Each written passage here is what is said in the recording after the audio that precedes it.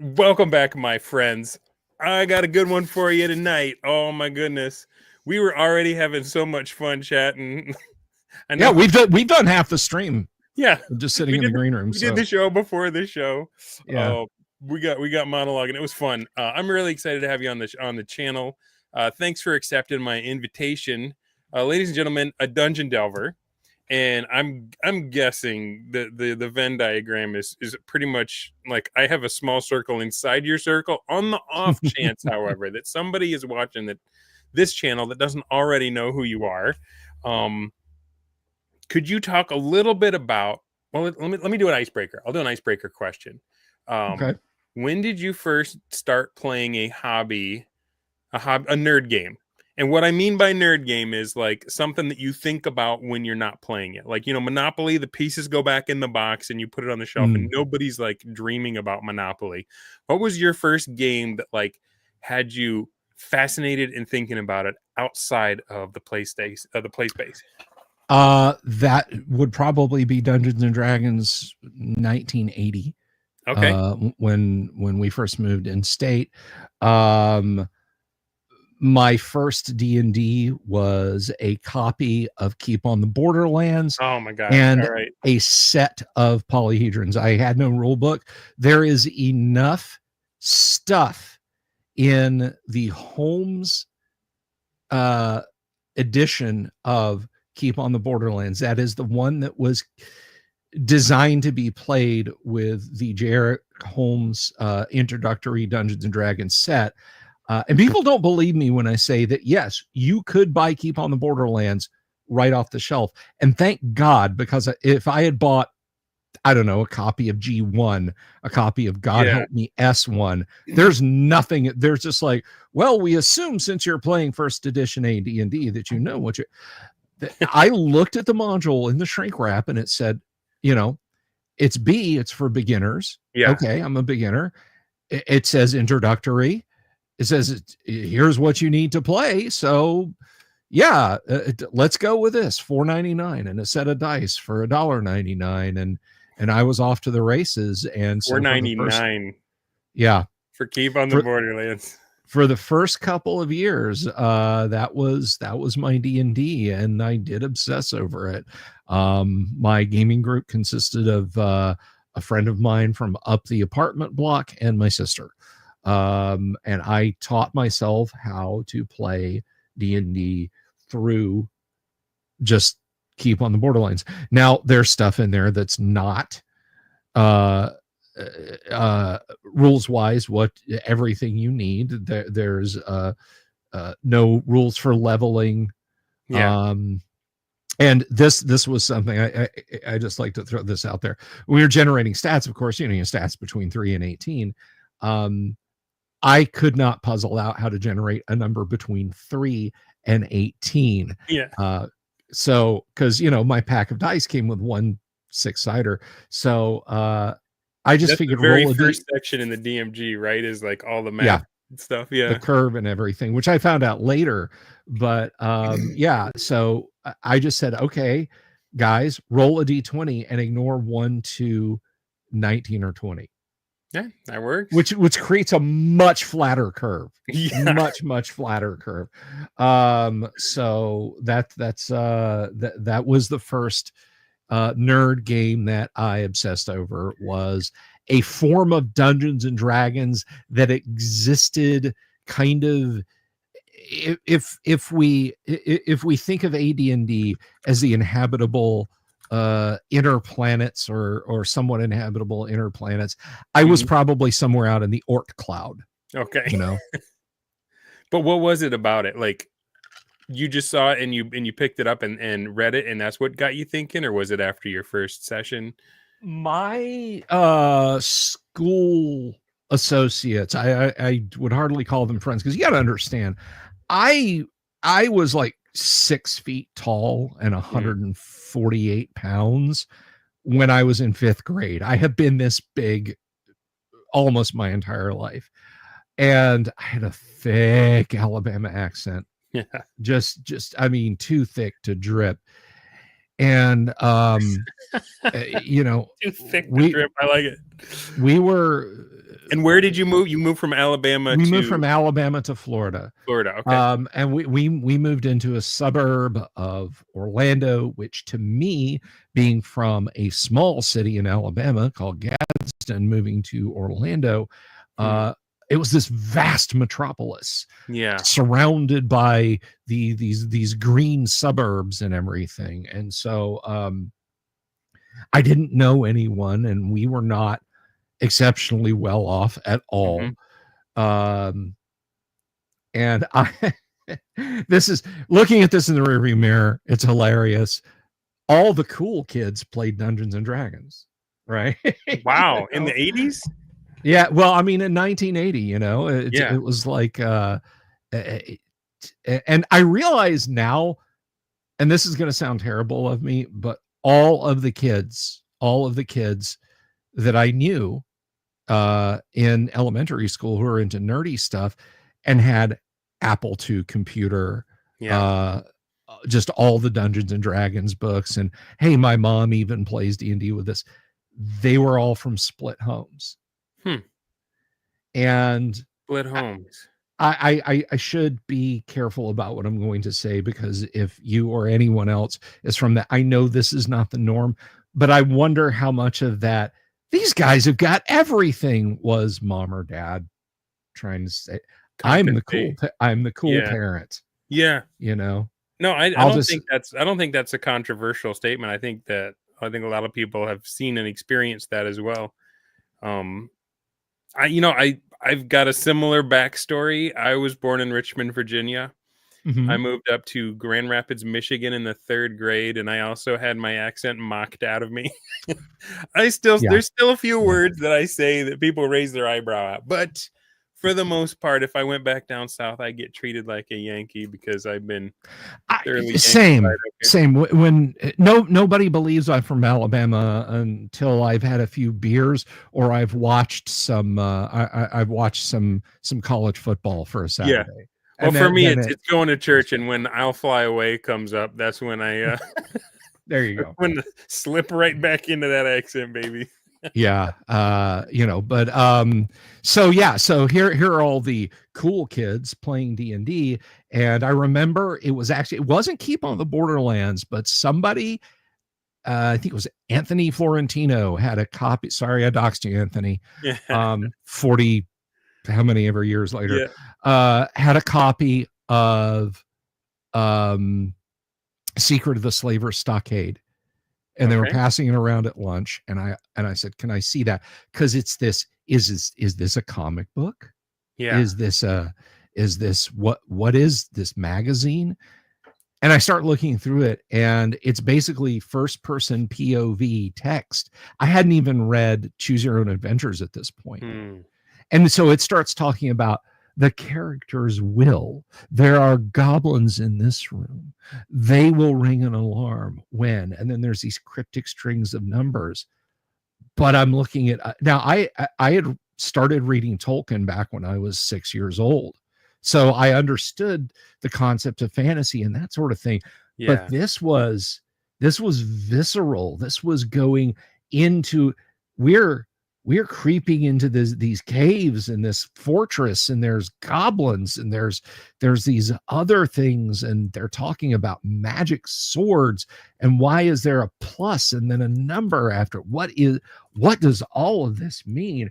And that I just, God bless my parents for not sending me off to like some weird Christian Bible deprogramming place, because I was hooked. I Yeah. was obsessed. And finally, we went to a local toy shop. It wouldn't mean anything to you, so I won't bother, but I could tell you the exact physical location, even though it is Yeah. decades gone.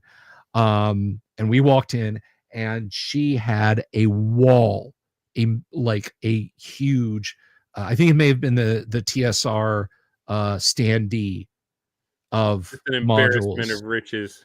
Yeah, and I was just like, I don't know what to get. I have no idea what to get. And I didn't think I need a rule book. I thought I needed the thing that I saw the Yeah. guys passing around. But obviously, I got to have a starting place. And so Providence led me to pick that copy of Keep on the Borderlands. And There we go. Right on. I feel like that one and the other one that was in the Into the Unknown, both of those were really, they had a lot of advice and help, Mhm. where I feel like if you'd have gotten that other one, you might have done just as well, as far as like not needing the rule books for a while. Yeah.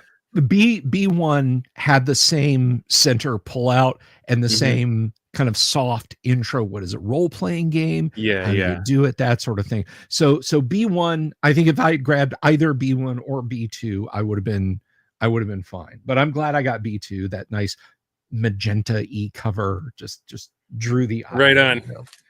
Well, just the whole gaming thing. Like when I moved to Michigan, I talked funny and I didn't fit in, and I went to one school for a couple years, and then I switched to another school right in the middle of the school year. And my way in was actually, if you had a Nintendo Entertainment System and a copy of Mike Tyson's Punch Out, like they could be bullying you, right? Like you're Mhm. up against your locker and they're like in your face, and you're just like, okay, man, but I can't figure out how to beat Soda Popinski.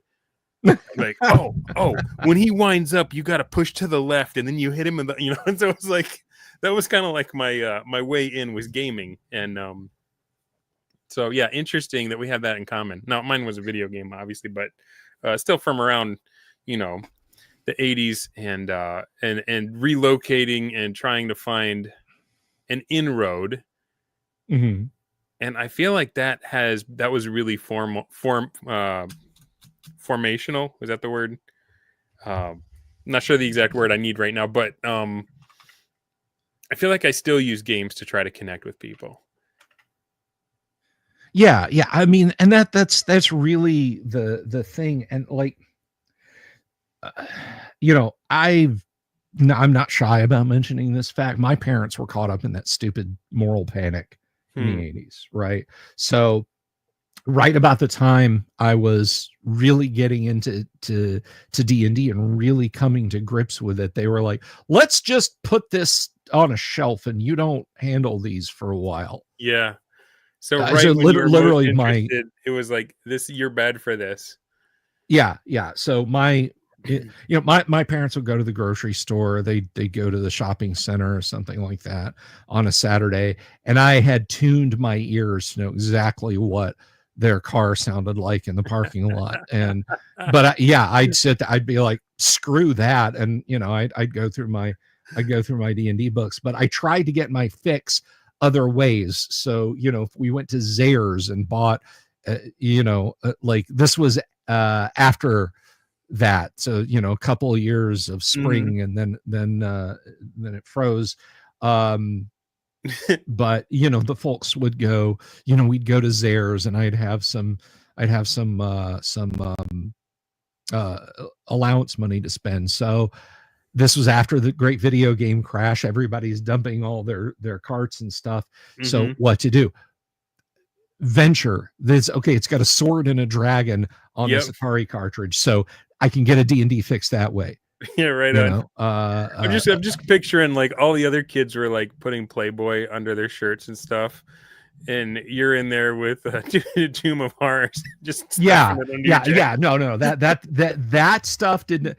The Playboy and whatnot, that was a couple of years down the line. But no, the so I tried to get my fix any other way I could. Fantasy Mhm. themed video games, text adventures. Yeah, Because I by 83 we had our first computer, a VIC 20, and I was all anything fantasy themed I get for like that. Zork If and if a copy of uh Compute's Gazette came out and there was a type in fantasy game, and that's funny. I only read D&D modules for the articles. good one, Vinny. um but yeah, if there was if there was anything like that, I was trying to get my fix. And Mm. this comes back around to what you said about D&D building friendships and communities. Right as that was happening,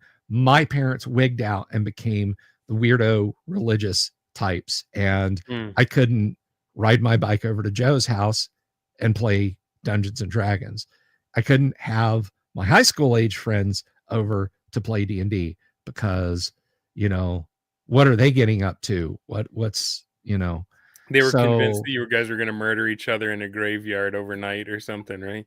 disappear into the storm drains. Yeah. We don't have steam tunnels here in Florida because it doesn't get cold, but disappear into the storm mean, drains or something like that. I know it caused a lot of trouble, but I honestly think playing D&D in the tunnels under Michigan State University sounds awesome. Oh yeah. I'm working on a video. I don't want to give away too much, but I'm working on a video about that time, and there is some discussion specifically of Michigan State and D&D play in the steam tunnels. But I do want to give a quick shout out, Wheelan Occult and Doom Swords. Now I know Doom Swords is one of my Central Florida homies. We've met face to face many times, but Wheelan I don't think we've met over the internet or anything, Wheelan, but big shout out to a fellow Central Florida bro. Right. Sci-Fi City. I remember when it was called Enterprise 1701. It was in downtown Orlando off Mills, and I did buy something. I think it may have been miniatures or something when it was there. It was in this tiny little, like, the place in front. There were 3 parking spots. Mm-hmm. And the dry cleaner that was right around the corner from them wanted 2 of those. So if you were going to Enterprise 1701, you had to park somewhere else downtown and then leg it over there. But I surely do remember it. It was Enterprise 1701, and then it moved over near the Navy base. And when the Navy base closed down, they moved further out into the burbs. And they were Sci-Fi City for about a decade, and they've just kind of gradually diminished and gone into the west as the case may be. So started with B2, mm-hmm. But the vintage Dungeon Master screen that is one of the centerpieces of your amazing set. I just got this black curtain. Like, let me do the zoomed out. You guys look at this place. You have an awesome setup. But when did you pick up 1E, and what was that game like for you, coming from what you had been playing? So my sister got a job at a discount department store that was mm-hmm. here in Florida called TGY or TG&Y. And I scrimped and saved because D&D was so pervasive that even what was effectively a dime store got D&D stuff in stock periodically. Right on. So I scrimped and saved. But I think the first hardback AD&D book I got, I got the basic set at TG&Y, and then I got the expert set at a Sears outlet store, and it felt like Christmas because it was everywhere. So there was a Christmas, and you can see, like, aging Gen Xers like me will share up pictures from the Sears Wish book. Mm-hmm. From that time and the glorious spreads of TTRPGs. So from like 1982 into 1983, they were selling that stuff. So an outlet store, if you're not aware, was basically a scratch and dent store for Sears. Mm-hmm. And after Christmas one year, or it may have been right around then, they were choked with RPG stuff. I mean, just I remember seeing they had I used to go in and read the James Bond RPG stuff, and they had stuff from SPI and nice. Other companies just lying on the shelves. But I got my copy of Expert, the turquoise box at Sears, and so I had those, but I still felt like tonally it was not what I was seeing in friends' AD&D books. So I got a monster manual. I thought, okay, well, you just plug this into basic D&D, and that makes it advanced. But they were so weird, and they're talking about psionic ability. What even is that? Yeah. So then my sister got the job at TGY, and I got a Dungeon Master's Guide. And with those two basic sets and the two hardbacks I had later, 3-4 hardbacks, because my girlfriend bought me a copy of Deities and Demigods and then a copy of Monster Manual 2. So nice. But I never had a player's handbook. I just had to kind of take educated guesses with what was in the basic sets. So it was gradually over time, and I just kind of built this mental library of D&D knowledge. And I did get to play every now and again, every once in a great while. So you're picking stuff up from the other guys you were playing with. I was picking stuff up from the other guys I was playing with. My parents knew I loved RPGs. They were still scared of Dungeons and Dragons. So for Christmas one year, young Bill got a copy of Star Frontiers. Nice. So I played a lot of Star Frontiers back then too. And around the middle of high school, I just kind of set it on a bookshelf and focused on other things. So there was a stretch there until like 1990 when I met this great group of guys, a bunch I'm still friends with, who lived in my neighborhood. I did not go to school with any of them. It just one of them, Rob, ran a comic and game store. And I met a bunch of people, some people that I had gone to high school with, but did not know they were into TTRPGs. Okay. And so Rob's shared apartment with his roommates was the gaming house. So there was kind of a period, early high school to the end of high school, wasn't playing at all, didn't care. So I went over to the gaming house and I was like, cool, you guys play D&D? They had played D&D in college and were sick of it. Oh my gosh. So we played everything but D&D. Oh, Rollmaster, Warhammer Fantasy Roleplay, Mech Warrior, Hero System was huge for them. So, but it was so nice to get this frat gaming house. The clubhouse. Yeah. And it was such a transitional time in history. But at that point, I was like, now I want you to brace yourself, Dunder Moose. This is the unhappy turn. All right, I'm ready. If nobody wants to play D&D, why should I keep these books? They went to the used bookstore. The money went to beer. And I didn't even blink. You were just done. I was just done. And I have now, I mean, you pointed this out. This is not a set, by the way. This is not like, oh, I'm going to position this stuff just so I want it so people can see it, but I use all of this stuff. Yeah. This is all active live gaming stuff I've got around me. How much of it is not on camera? Like, do you live in a Harlan Ellison house, or is it do you have like the man corner? I mean, I have a shelf of shame just out of shot over there. That's unpainted minis and stuff, and I have stuff that's a little bit out of frame. But yeah, it's pretty much all here in my studio space. Cool. So so you sold your books. I sold my books, and I would, if somebody came to me and could prove beyond a shadow of a doubt, chain of evidence, and say, these are the books you sold back in 1991, 92, will you trade them for your no, nothing autographed, but like I have a true first player's Monster Manual and Dungeon Master's Guide up there. Wow. That I found at a local used bookstore for like $2 each. Nice.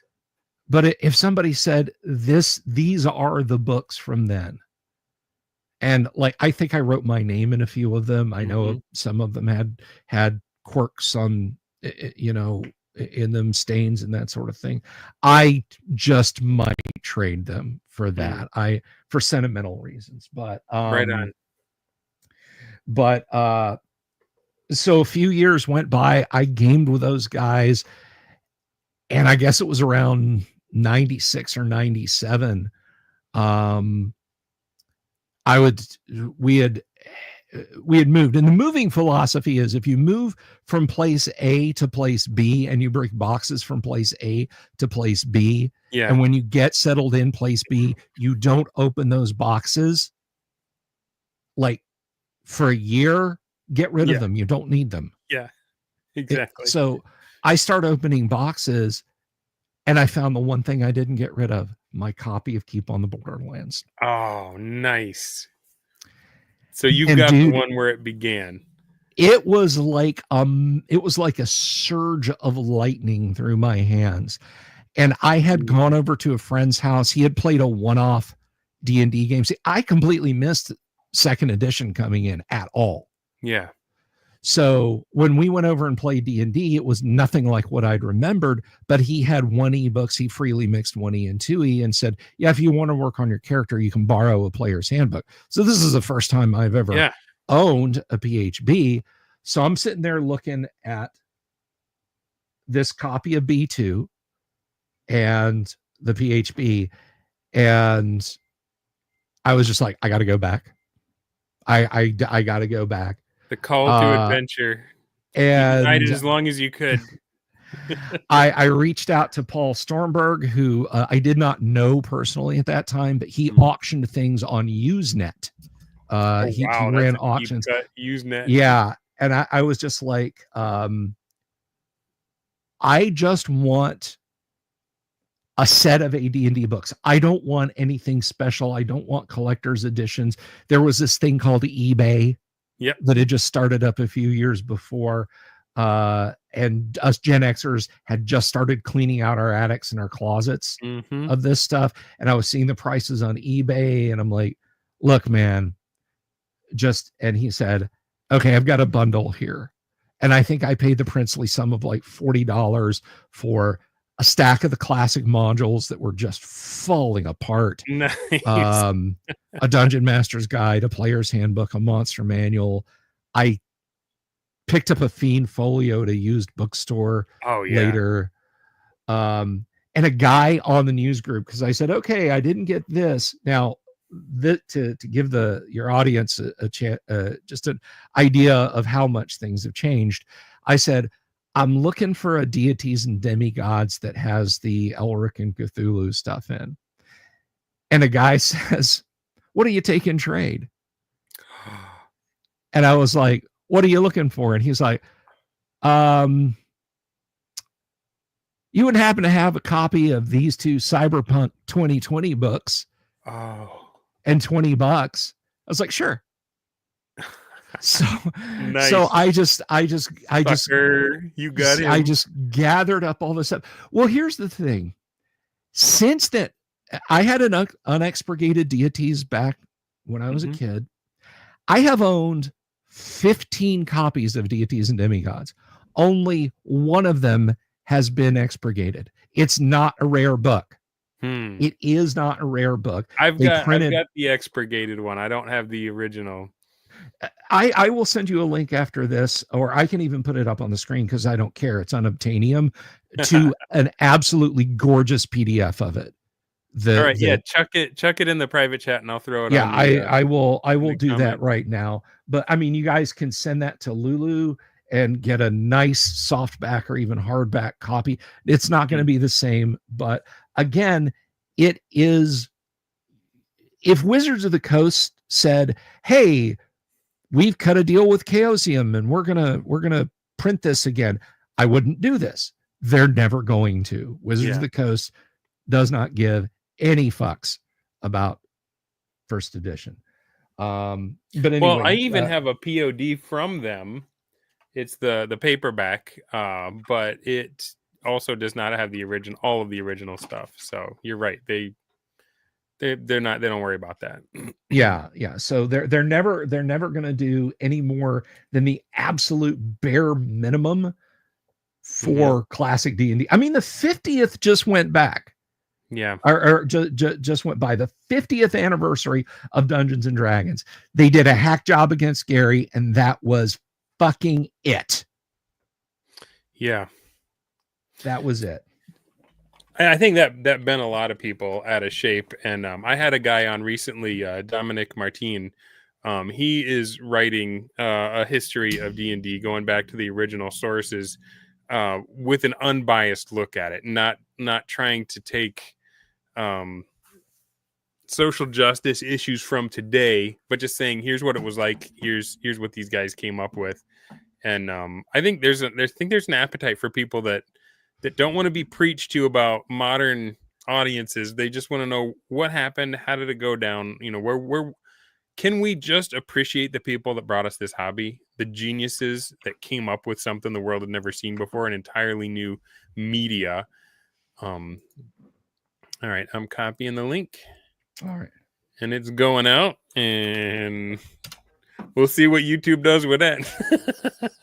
Yeah, I've shared it a lot on my live stream, and they never have. And guys, if you look down towards the lower right, I know that's people frantically clicking that now.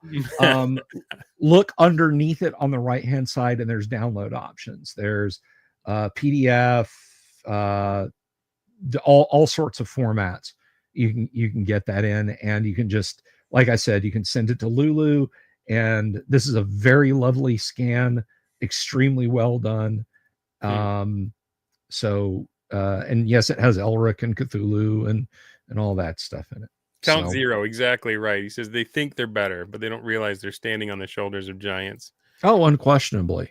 And Macho Mandolf says, I got my Cthulhu DDG earlier in the year after sweating on eBay for a year. It was 10 kilometers away from my house. Rock on, Macho. That's awesome. But yeah, so I got bit bad again. I slowly right back in.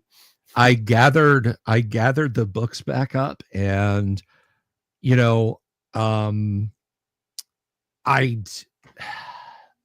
I had never been a, what you would call back in the day, a Gary Gygax fan.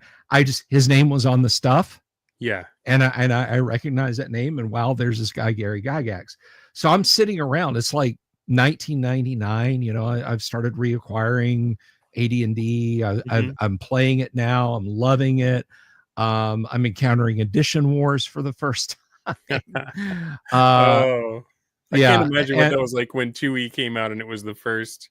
Was that the first edition war? Was 2E, or was there one between basic and first edition? I don't. There, as far as I know, there wasn't one back then.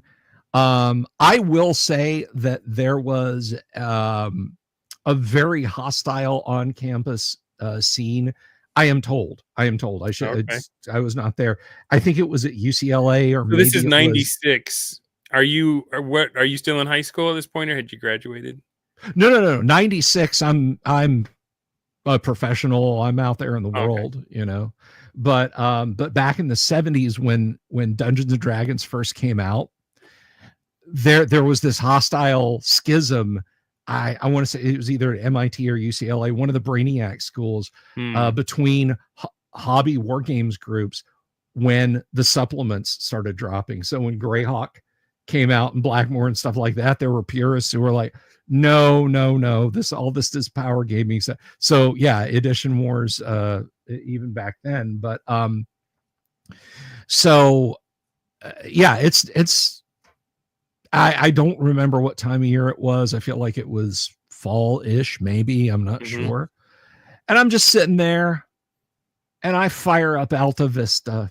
You remember the Alta Vista search engine? And I said, what is Gary Gygax's email address? And it was ggygax@genevaonline.com. And I was like, he's not going to respond. And I sent an email. Wow, is this Gary Gygax? And like, 20 minutes later, he pings me back, and yep, it's me. Nice.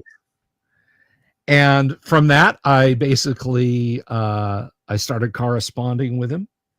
I ended up doing an interview with him on the telephone in 2002, Nice. which that audio is uploaded on my channel. You can check that out if you haven't.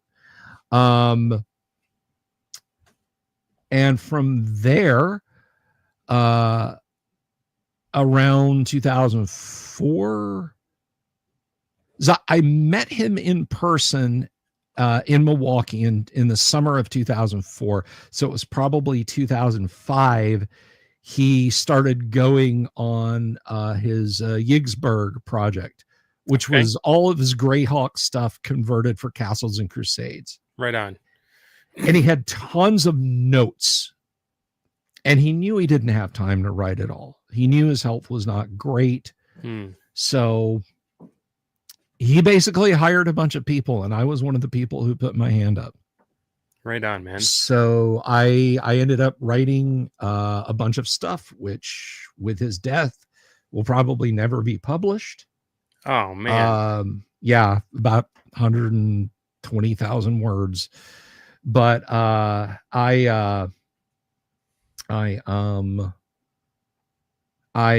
worked with him. I really enjoyed being able to correspond with him. And I was crushed when he passed. It was a shock. But in moving forward with that, I've had websites, I've written articles for and adventures and that sort of thing. I've just kind of this wasn't just a hobby. Like, you lived this stuff, man. Like, you got all the way in. Now, what is the line from Apocalypse Now? I wanted a mission, and for my sins, they gave me one. Yeah. I ended up, I ended up going down that rabbit hole. I met Gary. I met Gary's family. I met Rob Kuntz. I met so many TSR alums. I just a week ago, I was for EggCon, Gary Gygax. It was his birthday. Yeah. And Heidi Gygax, his daughter, and her husband, Eric Garland, they put together a little mini convention. Well, I hope it's not a mini convention. I hope it becomes huge. I was watching your shorts when you were kind of broadcasting from there. Yeah. It was a lot of fun. And hey, I just all of the stuff, people are like, oh my gosh, how did you meet Alan Hammock? Oh my gosh, how did you meet Rob Kuntz?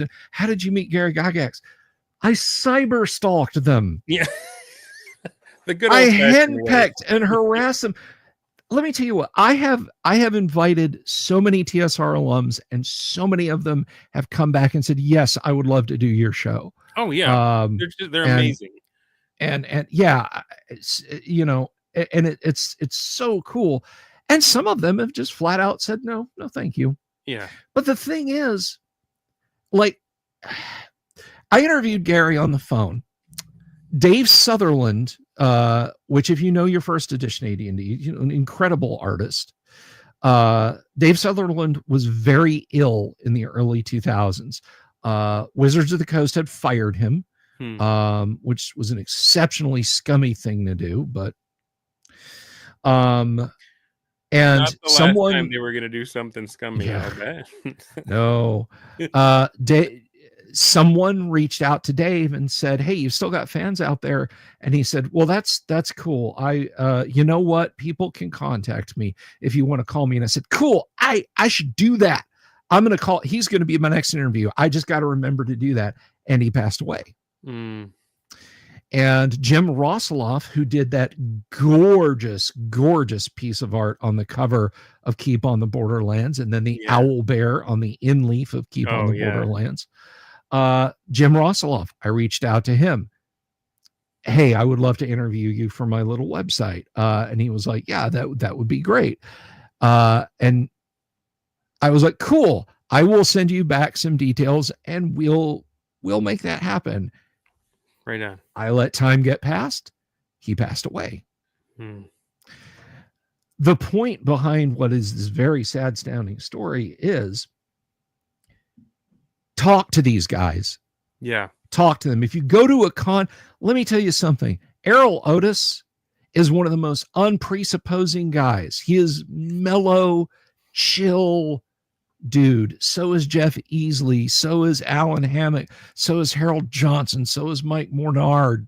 Just I've so heard Dave many of these. McGarry is awesome too. Just really fun. I have met Dave, and I haven't had a chance to sit and talk to Dave, and I need to do that. So it is literally just talk to them, you know. And that you think about other things that you loved when you were a kid. Like, could you have just said, you know, oh, Mr. Lucas, I have your house phone number. You wouldn't mind talking to me on the phone for, right. Of course not. Of course he's not going to do that. Or, you know, and I'm not saying he's not a nice person, but like, or Stan Lee, you know, hey, Stan, I run a website that has over 10 visitors a week. Would you do an interview with me? And of course he's going to be like, no, thanks, kid. You know? Yeah. Well, I remember I wrote back in the 90s when I was in high school, I wrote a fan letter to Harry Harrison because I was really enjoying his stainless steel rap books. And I got back a card that said, you know, thanks for the letter. It really helps during the long days when the morale sags, but there's only so many writing hours in the day. And, you know, I can't respond to each one of them. But then he, you know, signed it. And that's so it's like not everybody can, but that is one of the unique things. Like Rob Kuntz has been on my show, and I think I probably only had like 500 subs when he did, but he was willing to come on my show. He's in France, so it was like Corsica, I think. Different time zone. He was still willing to come on, and the dude, even after the show, we like spent another hour talking afterwards. And just Rob is a college level education in stuff. When there's a few people like him and Alexander McCrease where like when I'm talking to them, I'm like, I don't know if I'm smart enough to be doing this interview. oh yeah, unquestionably. That's same vibe. When I have talked to Rob on the phone, and it was the same thing. Like we wrapped up after the live stream. And Rob and I just kind of sat there and chewed the fat. Rob's steel trap mind. I mean, I can't even tell you, like, he's like, oh yeah, Bill, I remember when we met at the Milwaukee Game Fest in 2004, you were sitting next to so-and-so and you were wearing that dark green polo shirt and denim shorts. You looked a little tired because you'd just flown up from Florida. I just spilling this minutia that he has absorbed from everything. Good memory. Talking, Rob will talk to you, but you better listen. Mm-hmm. I did. I don't know if I said 10 words on that whole. I was just like, So I had one question, got him going, kind of like this is going. Ask one question, got the thing going, and then I just basked. And another thing too about this is like I'm friends with Tracy Lesh. Tracy, now this is not an original, but he did this piece of art behind me here. Nice. That was to have been the first color art for Dungeons and Dragons. TSR passed on it, but same thing. When I found out that Tracy at the time lived literally just up the highway from me here in Central Florida, I was like, dude, let's go to my favorite comic shop. I'll buy you a beer there. And you know, I met Tracy. I became friends with Tracy. When Tracy got to go up to GaryCon, they had a table for him. It wasn't like, you know, well, you can get a table at GaryCon if you want. This is like on Artist Alley. We have a table for you. And he was like, I had no idea people still remembered that I had done all this art for TSR. Wow. The importance of talking to these folks. Look, watch my interviews, watch Dunder Moose's interviews, listen to other people's podcast. Errol's been on other shows than mine. It's fine, but take the time to listen. And if you see them at a con, let me tell you something. The artist Darlene, we all know Darlene's art, beautiful pieces in the Dungeon Master's Guide, Jasmine, everything else. Yeah. If she's got a minute to sit down and talk to you, she will tell you the most intriguing and wonderful story. She's the first TSR alum I ever interviewed, and I adored every minute of that. I would love to have her back on the stream. That was back in the spring of 2020 during the lockdowns when I first started what became the Delver's Dungeon live stream show. Yeah. That, something you just said really resonated with me that I hadn't thought of before. And that is not just the things that you can learn by talking to these people, but it never occurred to me that they would not perceive how much their stuff is still enjoyed, that there's still fans out there that like really get a kick out of their work and stuff. And that's worth it too, just to talk to them, just to let them know that, hey, I still get a kick out of the stuff that you made, and you still have fans out here. When I was up at EggCon, we had like a full hotel, it was a hotel room, but if you've ever been to the Cove in Lake Geneva, which is not that far from you, why don't you go over there? I do need to. I need to go. I've never been to a gaming convention. I haven't been to any of them yet. So I'm like, go over to EggCon this coming summer, for God's sake. I am looking to try to get to Arnicon to hang out with some of the Blackmore bunch and meet Griff in person. And so EggCon, Arnicon, whatever, get out there and do it. But they roomed me with Alan Hammock. And like Alan telling stories about getting literally not being able to drive it, like having to walk a mile in like this deep snow through downtown Lake Geneva to get back to his apartment. And just the crazy stories about dealing with this person and working on that project and stuff like that. All of this, if all you care about is rolling dice and like the names on the books don't matter to you, the windows that they opened could have been done by anybody as far as you're concerned, I can't really make people understand how cool all of that knowledge is. But Paul ran the original Ghost Tower of Inverness that Alan Hammock had written. It's different from the one that's published. Oh, really? Interesting. Yeah, Alan sold his notes to Paul, and Paul worked them up into a full module, and we got to play that at EggCon. And I mean, learning like. Well, which one's better in your opinion? The published one or the bootleg, the director's cut? The director's cut. Oh, they're so the one everybody stuff. There's so much fun stuff in there. Okay. And so now I gotta hunt that down. Thanks for that, bro. You're gonna have to go game with Paul. You're basically there's some of that stuff where it's like that's the only way is to go to these places, hang out with these people and have those experiences. And like you say, that's not an open-ended forever thing. You got to jump on it while you can. Absolutely. So hey, St. Cuthbert, it was good to see you two up there. Joe Kaufman, is that version available? I know Paul has published some stuff, but I honestly don't know about that. I've heard that sometimes like people that have things like that, they'll like just print up a few to bring with them to the con, and they'll sell it to you, kind of just a deal right there. It doesn't get published necessarily, but like, I got a buddy that was really interested in Strategos N, and he went to DaveCon and was able to pick up a copy there.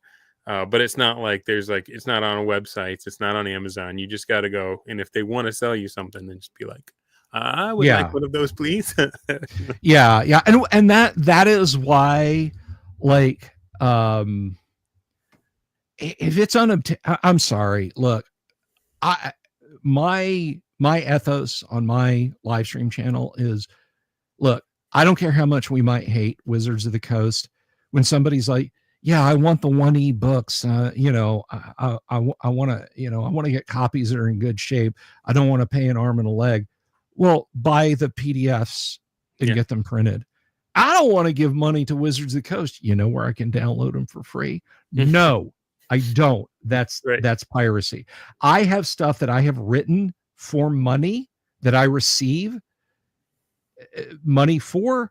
I don't want it pirated. I can't be a hypocrite about it. But if we're talking about the original Lost Caverns of Sojkamp, I have a PDF of that around here somewhere. Yeah. If we're talking about, you can't get to, the tournament copies of modules, you will never own one. I will never own one. If the value of one of those just appeared in a stack of 20s in the middle of my table, I would spend the money to get our family car working again. I certainly wouldn't run out and buy the mod. And if the module appeared in the middle of my table, I would probably sell it to get the money to get our car running again, because there's a lot of the unobtainium that's out there that you can grab for free. Information wants to be free, and if there's no other source, there is Bro Sweet at Egg. All right, so that's it. Marinus, couple of adventures. Thanks for the $2. We I don't know if EggCon's ready for the Broasar to invade like that, but I have, and I've told Griff this, like, I know that on X things get really heated, but I definitely feel like the spirit of innovation and the respect for the source material, I feel like the bros have a lot in common with the gamers that are showing up at these things. So I know everyone tells me, I'm like the guy that, like, when there's a fight, like, he stands between them and says, can't we all be friends? And so I'm going to get black eyes on both sides, but I have that glorious future where the Broasar and the Blackmore bunch link arms and do the monkey walk down the hallway. But can't we come together as OD&D fans, that's right, AD&D 1E fans, AD&D 2E fans, even fans of D20 D&D and 2014 5E fans, and the Bro SR, and those of us who actually enjoy playing D&D. So much trouble for that. Can't we all just link arms and come together and beat the shit out of the 4E players? Well, can't we just do that? I've tried to be a peacemaker, and at the end of the day, wargamers are gonna wargame, and so it's like, as long as everyone's having fun bagging on each other, it's like, all right. We are programmed to accept nothing less than a total victory condition. I mean, so I played Chainmail Saturday morning at EggCon for the first time ever, and I was one of like 4 on a side. And we won. We just skin of our teeth, but I mean, we were like, I don't know, we we might want to concede. And the dirty looks I got from my teammates for that. How very dare you say that word? How absolutely dare you, sir? so yeah. Hang on it, bro. We've been talking for almost an hour. I've been having so much fun in this conversation. We haven't even brought up the whole point. Like, I put Crom in the description. Dude, I do this like near 3 hours sometimes if I get to go. Well, so we're on StreamYard tonight. We are not on EV Mux, so I'm not going to get a countdown timer when we get close to 2 hours. Woohoo! I've been doing the free stuff. I've been cheap. And with EV Mux, I can have 10 people on the screen at one time for free, and but it cuts you off at 2 hours. So,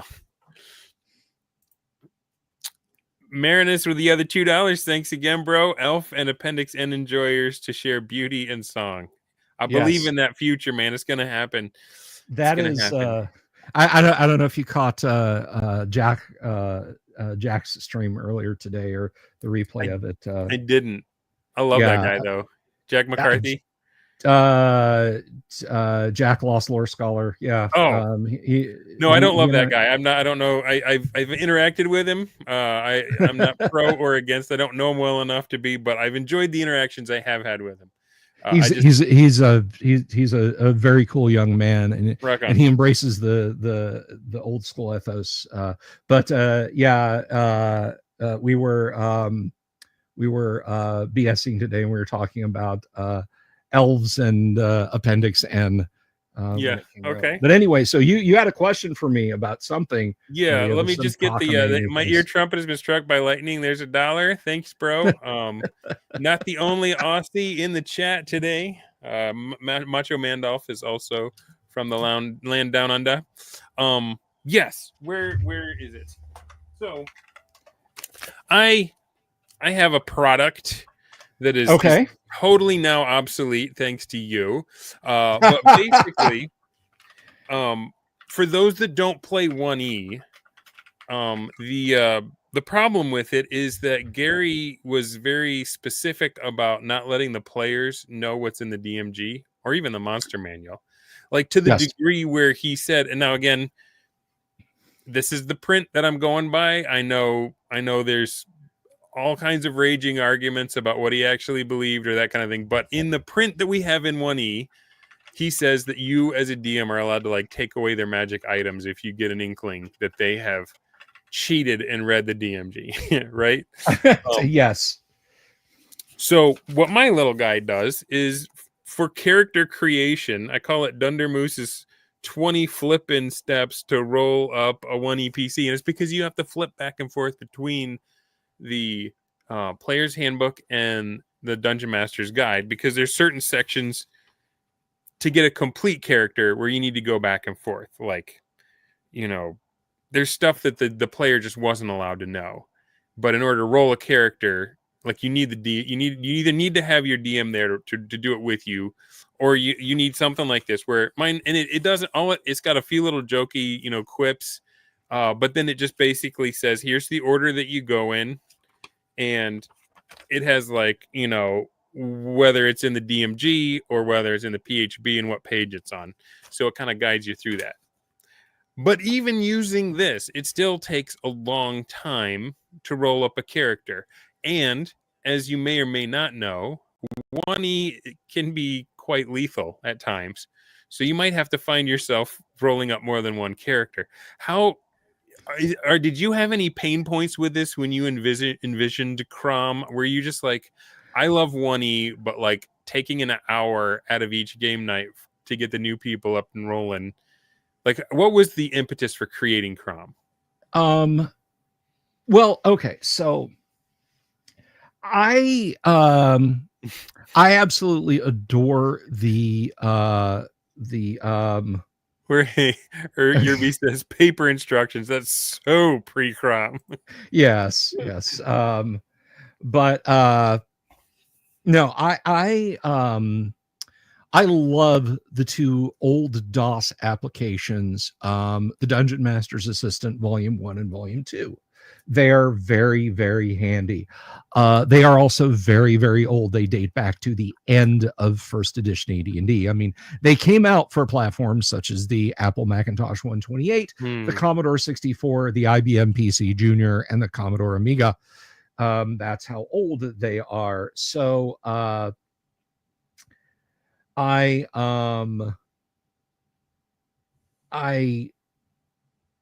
use them through DOSBox and everything like that, but they're creaky. And there are things that the character's part of the Dungeon Master's Assistant don't do. And one of those is not just character creation. I tell people, look, if all you want to do is generate a character, if that's it, if you don't give a fig beyond, look, man, I just need a 5th level magic user, okay? Yeah. There are web applets to do it. You can grab the PDF of what do you call it? The Rogues Gallery. Yeah. And just look one up in there. Grab. I have it over here somewhere. Yeah, yeah, you can grab that and leaf through it and find what you need. Um, or again, you can scrape abandonware sites, run an emulator, run DOSBox, what Hmm. have you, to get Dungeon Master's Assistant Volumes 1 and 2 working. That's absolutely fine. What they don't do is they don't help you when you've got to level your character up, when your character loses a point of strength because they age, when Yeah. your Yeah. character gains wisdom because they age, when you really want to know with a quickness how much stuff you're carrying. Oh, encumbrances. Yeah. And one of the biggest impetuses was it didn't do the Dungeon Master's Assistant and none of the other creators out there, they don't do psionics, they don't do bards. Hmm. And I said, this, I I knew a little tiny bit of Python, and I sat down and I said, okay, how do I randomize 3d6 in Python? Oh, like this. Okay, Yeah. how do I hold those values through? Like this. Okay, how do I do method 2, and just slowly on? Okay, now that I've created that, how do I write that out as a text file? How do I write that out as HTML? How do I create a save file that I can load back in later and change things around? What Nice. happens if I change alignment? What happens if I lose a level due to level drain? Yeah. Level On it, drain. level drain was I bet that was a killer. woo. Well, the real like beat my head against the wall feature was without a doubt, hands down, percentile strength. Oh, And yeah. it had nothing to do with percentile strength as presented in AD&D. It had everything to do with percentile. It had everything to do with my my routines that generated percentile strength. Hmm. They would fire every time the page would redraw. So it's like you'd create your character 1861 for your fighter. Cool. You'd save it. You'd load it. Wait, now I have 1807. Yeah. Okay, let me buy some equipment. Maybe that's a glitch. And you come back and it's 1842. Yeah. And then it's I 18 tried to double do up. something in Excel once, and yeah, with random rolls. And the problem is every time you do anything, they all re-roll immediately. It would fire again. So I basically um I asked I googled just a ton of Mhm. stuff about Python, and I got to I asked ChatGPT was more than happy to help me create some bits of code that went in there. So basically just a little bit at a time. And the impetus for doing it again was creating something that wasn't just a character generator, because Yeah. God knows there's a billion character generators out Yeah. there. There's people who've written Excel sheets. There's people you can use a rogues gallery. There's one on Dragon's Foot. You can download the Dungeon Master's Assistant and do it that way. This is not a character generator alone. This is a character manager. This Yeah. is from infancy to retirement. Yeah. And because of the way it works, if you've got a beloved paper character, but it's like it's grease stained, it's Yeah. you've rubbed through the hit points to the point where Yeah. there's almost a hole in the page, you can put it in there and with a little bit of tweaking, have a nice electronic copy of Yeah. your favorite characters. Um, I love it that. it is it is 100% first edition AD&D rules compliant. It is 100% first edition AD&D feature incorporated. And when I talk about first edition AD&D, I refer to the Dungeon Master's Guide and the Player's Handbook. People have asked me, hey, are you ever going to open this up so we can do modules of homebrew characters, or will you include my homebrew, or are you going to make it so we can plug in Unearth Arcana and the the classes from Dragonlance and special stuff from this, that, and the other. And I'm like, guy, I had to just draw a hard line, because if I started. Hey, thanks for doing all that work, man. Can you do a bunch more for my whims? Yeah, exactly. And some of the funny feedback I've gotten, and I think this is kind of humorous. I don't take this as like, I'm not mocking the people who do this, and I just I tell people the user manual for Crom is the player's handbook. Right on, man. Like, how do I do X? Look at the player's handbook. You already own a manual. I can tell you what page it's on too. Yeah, there you go. All right. So we've already. I feel like we're comfortable with each other. We've gotten a little bit edgy, and so maybe I'll say something that could be considered controversial. Let's hear it. Let's get some controversy. I put it in the packaging for this video because, well, obviously you get more clicks when people are mad, but I was thinking of the comparison to D&D Beyond, because I have played with many players of 5e who, if there was a power outage, they would not be able to continue playing their game because they never read the rules to create the character. They never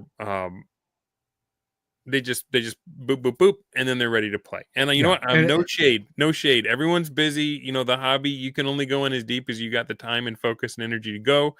But I do wonder, part of the difficulty, I think, that maybe not a whole lot of people are talking about with prying people away from 5e to try any other version. Come on, guys, any other version. I think part of it may be that they're just dependent on the tool. And so I wonder if you had thoughts about that as you were making a character manager for 1E, saying, okay, if this is a speed bump, may I remove this from you and say that I've got an electronic version that you can carry around on your computer, and you don't need to do the math. You just do a couple buttons and you're good. First of all, good night, Kabuki. Have a lovely evening. But yes, part of the impetus for Crom was the removal of that barrier of there's a lot of gurring and arguing in the chat as I was saying that. Low growls. Well, there you go. But my one of my impetuses, I don't know my Latin, would it be impeti? I don't know. But no, yeah, that's definitely no, not it. that's something different. Something else. Romans, they go the house. But no, one of the driving things behind this for me was to make it easy to create a character, you know, just like that. Yeah. And that is, you know, kind of a cool thing to be able to do, particularly. Really cool. Yeah. And I was I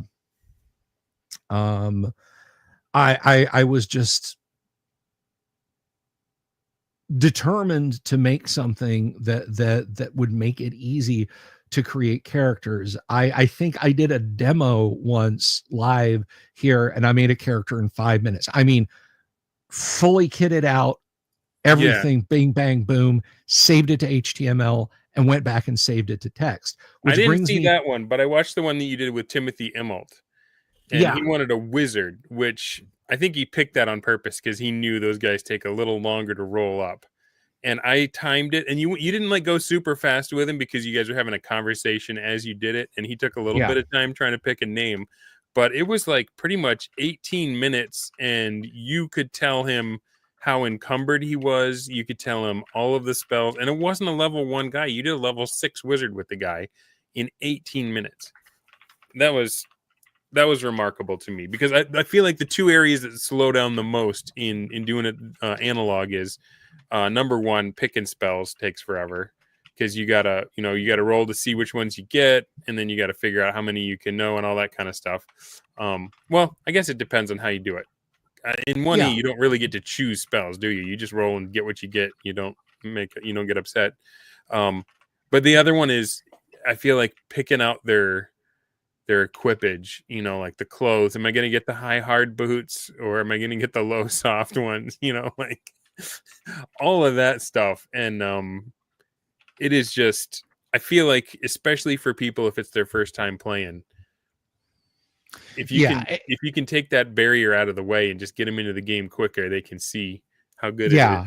yeah. I mean, if you can make something as easy entry as you know, going to a con and sitting down, you know, it's like, okay, guys, I guess talk amongst yourselves, me and Dunder Moose. You're going to be a fighter, but and I mean, a good DM can say, "Oh, okay, Dunder Moose, welcome to the table. You're a fighter. You're strength 16. That means you're +1 to hit. Just intelligence 10, wisdom 10, dexterity 14, constitution 17. So you've got 3+ on your hit points. Charisma 9."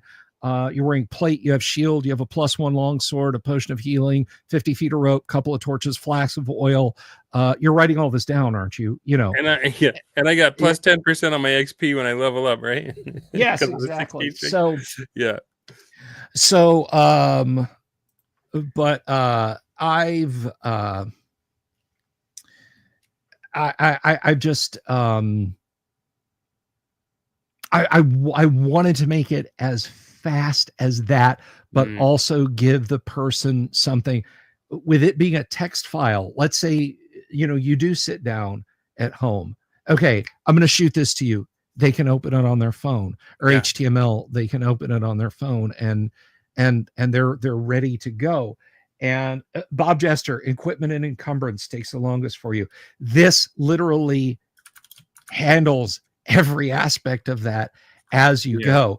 But the one thing is between those phases of wrapping up your character, doing this and that, there's going to be times when you've got to scratch on a sticky note 632 XP question mark. Yeah. You know, but then when the dust settles, you can sit down, open up Crom, and plug that in. If you're, say, fighter, magic user, thief, it's going to take the 633 XP and divide it evenly across. Nice. 211, 211, 211. And it is just it's just the idea of that mix of analog and digital. You know, you've got a digital tool to use for bookkeeping. You know, you had a digital character creation, but now you've got your paper sheet. Yeah. And then when you go and you sit back down, or on the flip side, the DM, look, you know, I know, everybody out there in the audience knows, you have players, they play with heart, they enjoy the game, you enjoy their company, they enjoy yours, they're not distractive, they pay attention as best they can, and they will look straight at you and say, what did my character have? Yeah.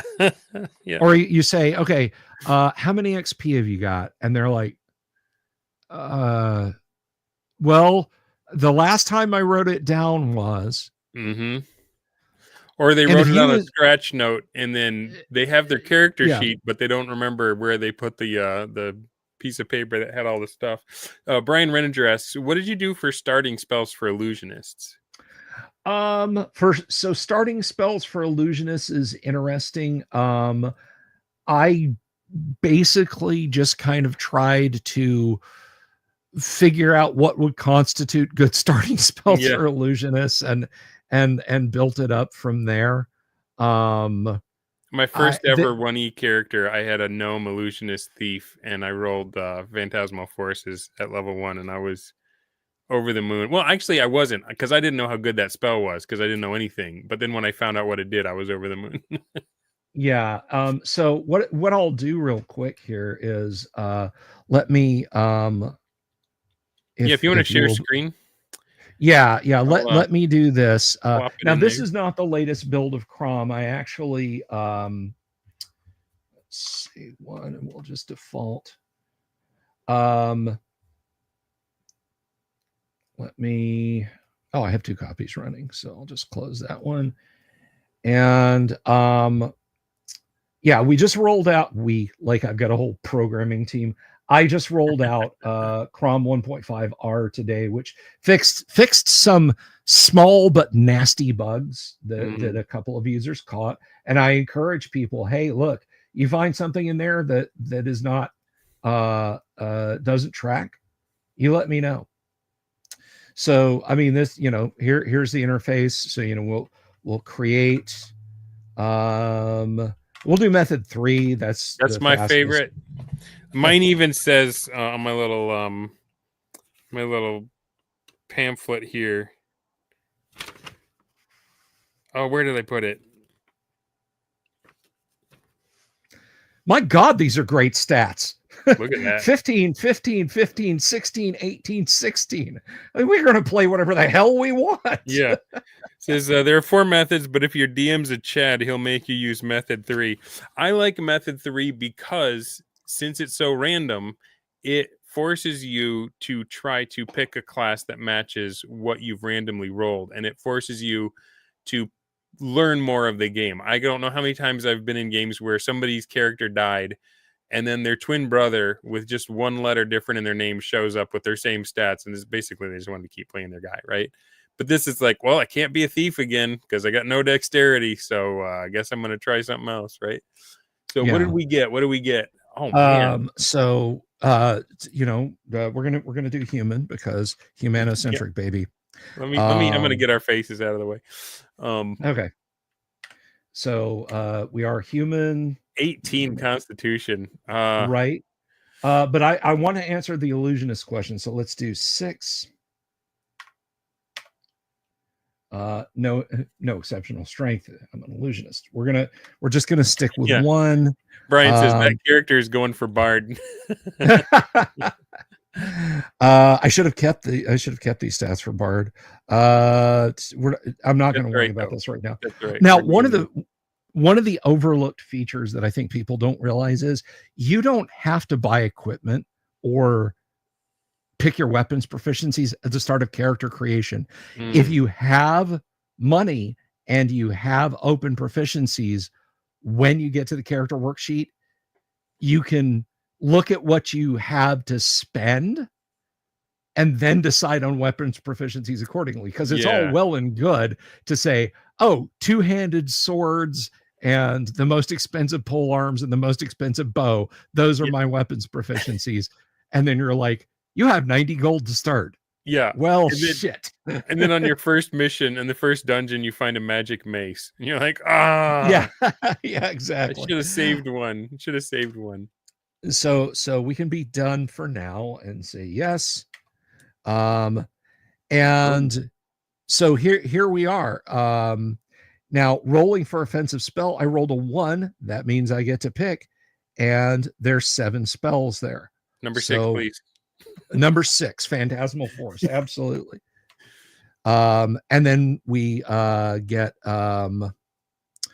let's see, defensive spells available. Not a lot of defensive spells. Let's do light. And let's see, and miscellaneous. Let's go for detect invisibility. I don't know, man. I played in a game where detect illusion would have helped a lot because we were fighting someone else who was using phantasmal forces on us and took us quite a while to figure it out. But anyway, yeah, keep going. All right, so we're done. Seymour James wants to know, who is this moose guy? This is Dunder Moose. That's who he is. Dunder Moose. I owe you a trip over to my channel, by the way. We're going to have you as a guest. Sounds good, man. So let's check for psionics. Let's just see, because it's the thought that counts. Yeah, I know with these stats. All right. No ability score, intelligence, wisdom, or charisma exceeds 16. Oh, okay. No psionic there potential. is not even a chance. Not even a chance. So so there we go. I just picked lawful good because that's where my hand is at on the keyboard. Name for your character, Henning. I will call him Gundermoose. Go Gundermoose. You know what? Gundermoose with a T on the end. Gundermoose. All right, and we will save this as HTML. There you go. Default Gunder Moose. Yes. And let's load and Gunder Moose. And that takes us over to the worksheet. Oh, man. That's And got to here be a we go. record. Look at that. Look at that. A full-on 1E illusionist. And we stopped to goof. We Yeah. stopped to goof We were cracking for up a and minute. stuff. I interrupted Yeah. you with a And I mean, we do have some money. We can go in now and buy equipment. No, not. Yeah, and show them how the equipment shows, like the list shows up, right? Yeah. So if we purchase equipment, armor, clothing, herbs, livestock, miscellaneous equipment and items, provisions, religious items, tack and harness, transport, or shop for weapons, all of the categories that are in the player's handbook right here. So what's your, as a DM, what's your thought on clothing? Because I've heard some say, well, I assume that they're not just showing up naked to town, that they would have clothes. You you didn't just walk into the Keep on the Borderlands Starkers, you know. You have any weapons on you? What do your eyeballs tell you? I got nothing, man. Philistine among us. I figure the clothes are for those cases when, you know, the green slime dropped on you. Yep. You survived, but the party like has to hastily make a large sack into a robe for you. And God, that thing's itchy. So they'll get you back to town as quick as they can. Did we ever get like stats for the difference between high hard boots and low soft ones? Because I'm imagining in my head canon the low soft are better for thieves and sneaking. The high hard are good for soldiers and marching. You know. Yeah, I mean, you know, if you're a ranger and you're wearing like ringmail, you know, high soft boots, but you know those things take forever to peel off if they get wet, though, right? Oh yeah, unquestionably. But yeah, you know, if we go to say, you know, you're a paladin, you're wearing the plate. It's high hard boots, man. Yep, gotta be. Know, all the time, every time. Boots of mincing. Oops. Boots of mincing. Hard is better for resisting spike traps. Oh, I hadn't thought about that fluid. But yeah, so you know, we can look at my favorite category is miscellaneous. Okay, yeah, and boom, there it is. Everything is in gold pieces. Because I was literally going bonkers. I did this. I did this part very late at night into the wee hours in the morning, and I was just like, F this, it's all in gold pieces. I could not make the math. The variability. Work. Yeah. The variability. So if I get number 28, some iron spikes, they're 5,000ths of a GP. Yeah, I think that's that's equivalent of 1 copper, but we can you know. Moccasin Paladin. I always go for the bullseye lantern if I can afford it. I think we've got enough for a bullseye lantern. Let's get some oil and a tinderbox of flint and steel, of course. The poor man's fireball, flasks of oil. There you go.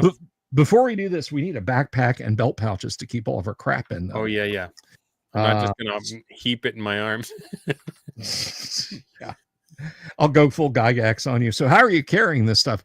Well, I've got it in my pack. Did you buy a bag? Did you ever see that Mitch Hedberg skit where, or his stand up where he's talking about he goes to the grocery store and he gets a dozen oranges and they're like, "Do you want a bag for that?" And he's like, "No, I can juggle." That sounds. I God, I love Mitch Hedberg. I miss him so much. A dog is forever in the push-up position. I want to know who invented club sandwiches. That's a club I can be a part of. Tell me, what do you think of 3 slices of bread? I'm for it. What's your opinion on toothpicks with little foil ends? That's how that club started. You know what bread I don't like? Pepperidge Farm. Because when you open it, you still have to open it. God, I love Mitch Hedberg. I loved him. I used to do drugs. Oh, man. I still do, but I also did in the past. I also used to. What was the other one? It's like somebody said, "Hey, here's a picture of me when I was younger." Every picture of you is a picture of you when you were younger. Show me a picture of you when you're older. I want to see that camera. I Iron Man says, Kit Kats are great unless you have 4 or more friends. Oh my God. So anyway, so we've got some gear. We bought some gear. Now one thing that is on here that is not on armor are helms great and small. And the reason is there's some coding logic behind this. Anything that you put into the coding or into the table for armor lowers your armor class. I could not figure out how to make it stop reducing armor class by 1 by just buying a helmet. I've got a helmet and shield, therefore my armor class is that's not how that works. So I just put helmets as objects you could buy that just add to your encumbrance, and I assume that your character is wearing it. Yeah, because the helmet doesn't add to your armor class. It's just if you don't have one. It actually. Oh, it does? You don't know the helmet rule? I thought it was if they target your head and you don't have a helmet, then you go 10. That is correct. Okay. Intelligent creatures will target your head on a 1 in 3 on a D6. Your overall AC, if you don't have a helmet, cannot be considered higher than 7. Interesting. You have to buy a helmet if you're going to be in melee, because about half the time, an intelligent bad guy. Yeah. You go rushing into battle with your 2-handed sword and no helmet. That freaking bugbear on the poster, but you're not gonna make it. Yeah, that bugbear just sees that bear melon coming at him, and he's like, we're eating good tonight, kids. Did you ever watch the Star Wars prequels? Yes. So there's a Jedi that, like, he's just got a tiny little pea head and a super long neck. And I'm like, I know in a lightsaber fight, 90% of him is just blocking his neck, because everyone's like, I'm gonna cut that thing off. Look how long and skinny that is. That thing's coming. I'm just gonna take that off. I'm not even a Sith. I just want it gone. I'm just gonna trim it right off. Oh, I see you are countering my praying mantis with your giraffe style. So anyway, yes, we buy equipment. We can be done. Brian Reninger says, remember the no helmet rule when attacking magic users. If a magic user dumb enough to be up there in melee combat. If you're not a fighter magic user. And if you don't have a good friend who'll grab you by the collar and pull you back and go, no, because, well, here's another thing that I really appreciate from 1E that I did not see until I started playing. The idea that your referee is going to grade you based on your performance of how well you perform your role. So it's like, if I'm a magic user and I got 1 spell and I try to charge with the fighters, I should get dinged for that. I shouldn't get the unquestionably. Yeah, unquestionably. It is also a fantastic way to remind people that they need to be paying attention to what's going on at the table. I've done it before. I've had people spend times out on their phone. Mm-hmm. You know, it's like now, fortunately, not with my current Monday night group or anyone on the live streams, but in the past, like, I've been on Discord and it's been like, this person is in Minecraft, and I'm like, haha, I get it. You know, it says you're in Minecraft, but it's like, oh well, I was just talking to so and so. Yeah. At least have the common courtesy to tell me, guess what? You just came to a poor rating for tonight. Yeah. I mean, I wouldn't say it like that, but that I would weigh that in my head. So John Strain asks, what's his name? Anybody in the chat, 10 made up bonus points if you can name the Jedi with the super long thin neck. The pencil neck Jedi. Pencil neck Jedi. So here's what I'm going to do. Let's see. I will stop sharing that. I'm going to bring up the HTML sheet for this character. So let's go over here. I got to find out where he's at. Where did I put this guy? All right, Gunder Moost. We will look at his HTML file.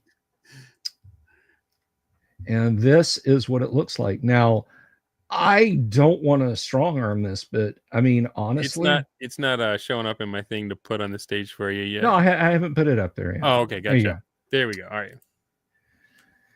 Look at that. So yeah, there's your character sheet. I don't want to twist anybody's arm. I don't want to give anybody a hard time about this, but guys, this is a great program.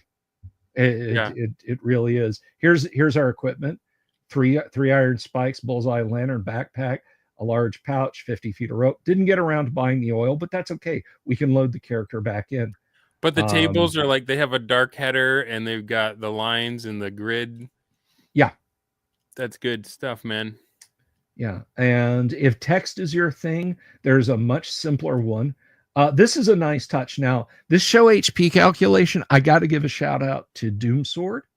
Doomsword actually helped me sort out the hit points calculation. This shows how many hit points you got each level as you go. So if you get level drained, obviously if that happens at first level, you're dead. But if you get level drained from say fourth level and you lose one level, and at level 4 you had 5 hit points and you had a total of 15, well, now you've got 10, and it will remember. And when you level back up, it will add the dice back. It remembers. Wow. Yeah, because that's the thing is if you rolled for level 4 and you were just unlucky enough to roll a 1, you're hating life. But then when you get level drained, you're like, oh, haha, I only lost 1 hit point, right? Yeah. I mean, you lost all your other cool stuff too from level 4. Nobody's happy about being level drained, but no, that is cool that it keeps track of how much you got at each level. Yeah. And I want to agree heartily with Dooms. This drove me freaking bananas in 1E, and it still does. You know, this spell is the same as the cleric spell of the same name, except the casting time. Yep. And you got to keep flipping back and forth between them to see how the spell works. Yeah. So, Joe Kaufman says he's been doing text. This looks better. Yeah. I mean, the HTML is nice. But yeah,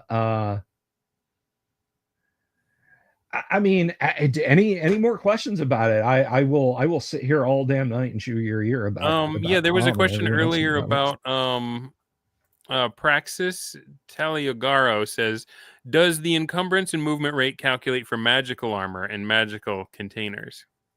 It does not, and the reason is the player's handbook does not allow the purchase of those, and to put to try and factor every piece of magical armor's weight, every potentiality, things like that, it kind of goes into madness.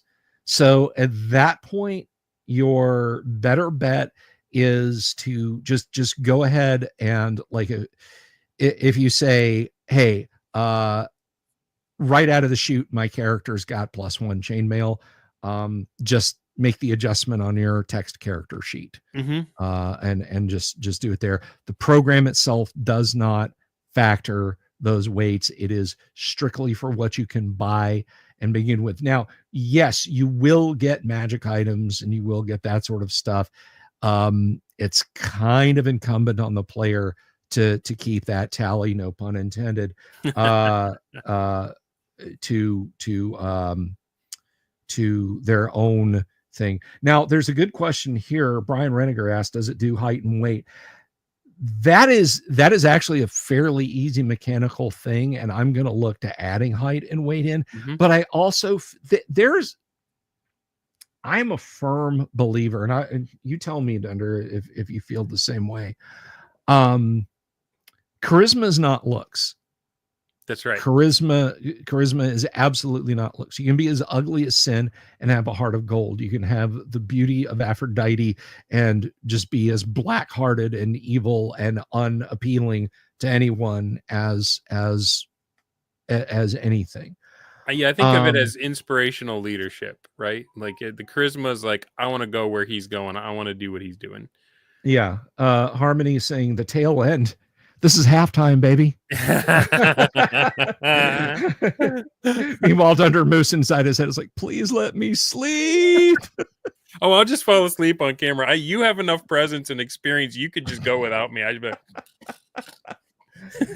But But no, they're, so what your character's weight and height are almost a function of, I mean, I could add it as an option, I guess, if I want to roll up my sleeve and dig into the code Well, again. where does it come into play? It really only matters when you do unarmed combat, right? When you're doing grappling, overbearing, or I don't. Does height matter in pummeling? It might just be grappling.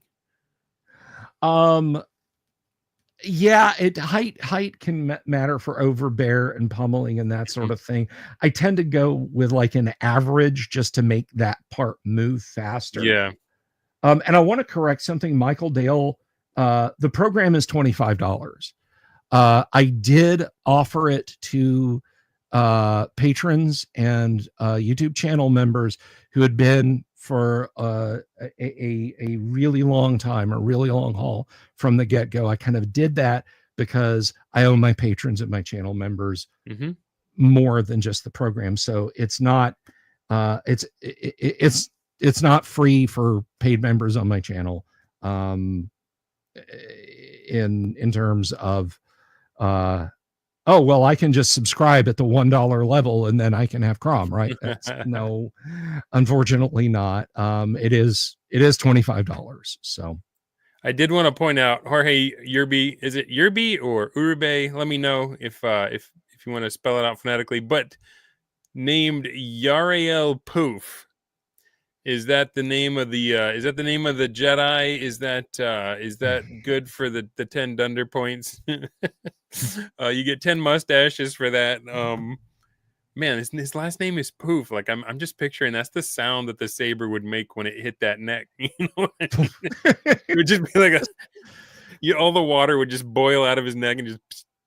Anyway, do you think it would be like a lizard tail, just kind of lie on the ground and wiggle for? Oh, I don't know.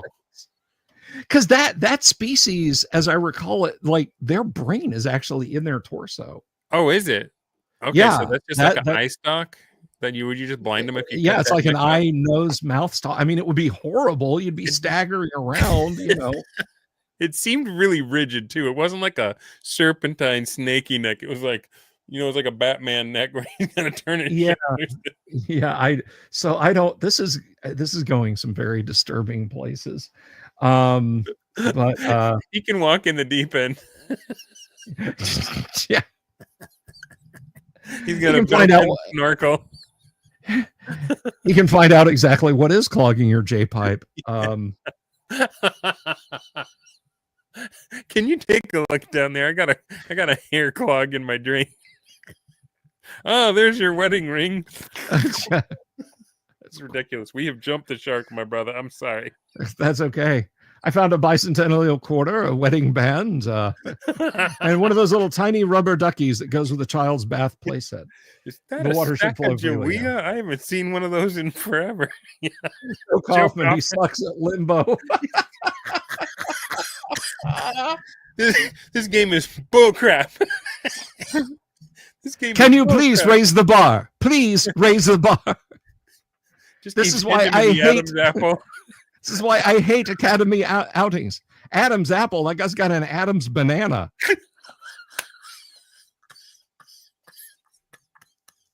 Now, Dunder Moose, I'd like to talk to you about. Oh man. If you've got a minute, I'd like to talk to you about swing dancing. And if you got that reference. Swing dancing. No, we're not there. That just I'll tell you some other time. Anyway, I'm like, man, you start talking about dancing and Jeffro will come back into the hobby. Anyway, so Harmonisa, two of my favorite internet people. Well, you're one of my favorite internet people too. Nice. Thank you. Never invites me on her show anymore, but whatever. And you taught her how to play 1E, right? Allegedly, if she says that she learned how to play 1E from that one evening, then I'm a better teacher than I had any idea that I was. But did you have Crom when she played with you? No, I did not. We did it with dice, and okay. bless her heart, she went down 3d6. Just Oh, boom, boom, boom, boom, boom. wow. Not even method So, 3. She just went for it. a couple of adventurers, have a lovely evening. This is not my channel. I don't get to say goodbye to people. Yeah, Sorry. thanks for showing up, bro. Good to have you with us as always. So if people have been tempted and they're like, man, I saw an example, I love 1E, if only the characters were faster, how would I purchase a copy of Crom for myself? Is it on your website? Is it on your YouTube? Is it on So your Patreon? the easiest way to get a copy of Crom is just if you don't follow me on Twitter, I'm _Dungeon Delver. You can DM me on Twitter/X. You can email me at bsylvie@gmail.com. You can just, however you want to get a hold of me on social media, and we'll set it up. You throw me the idol, I throw you the whip, is basically how it works. I don't have a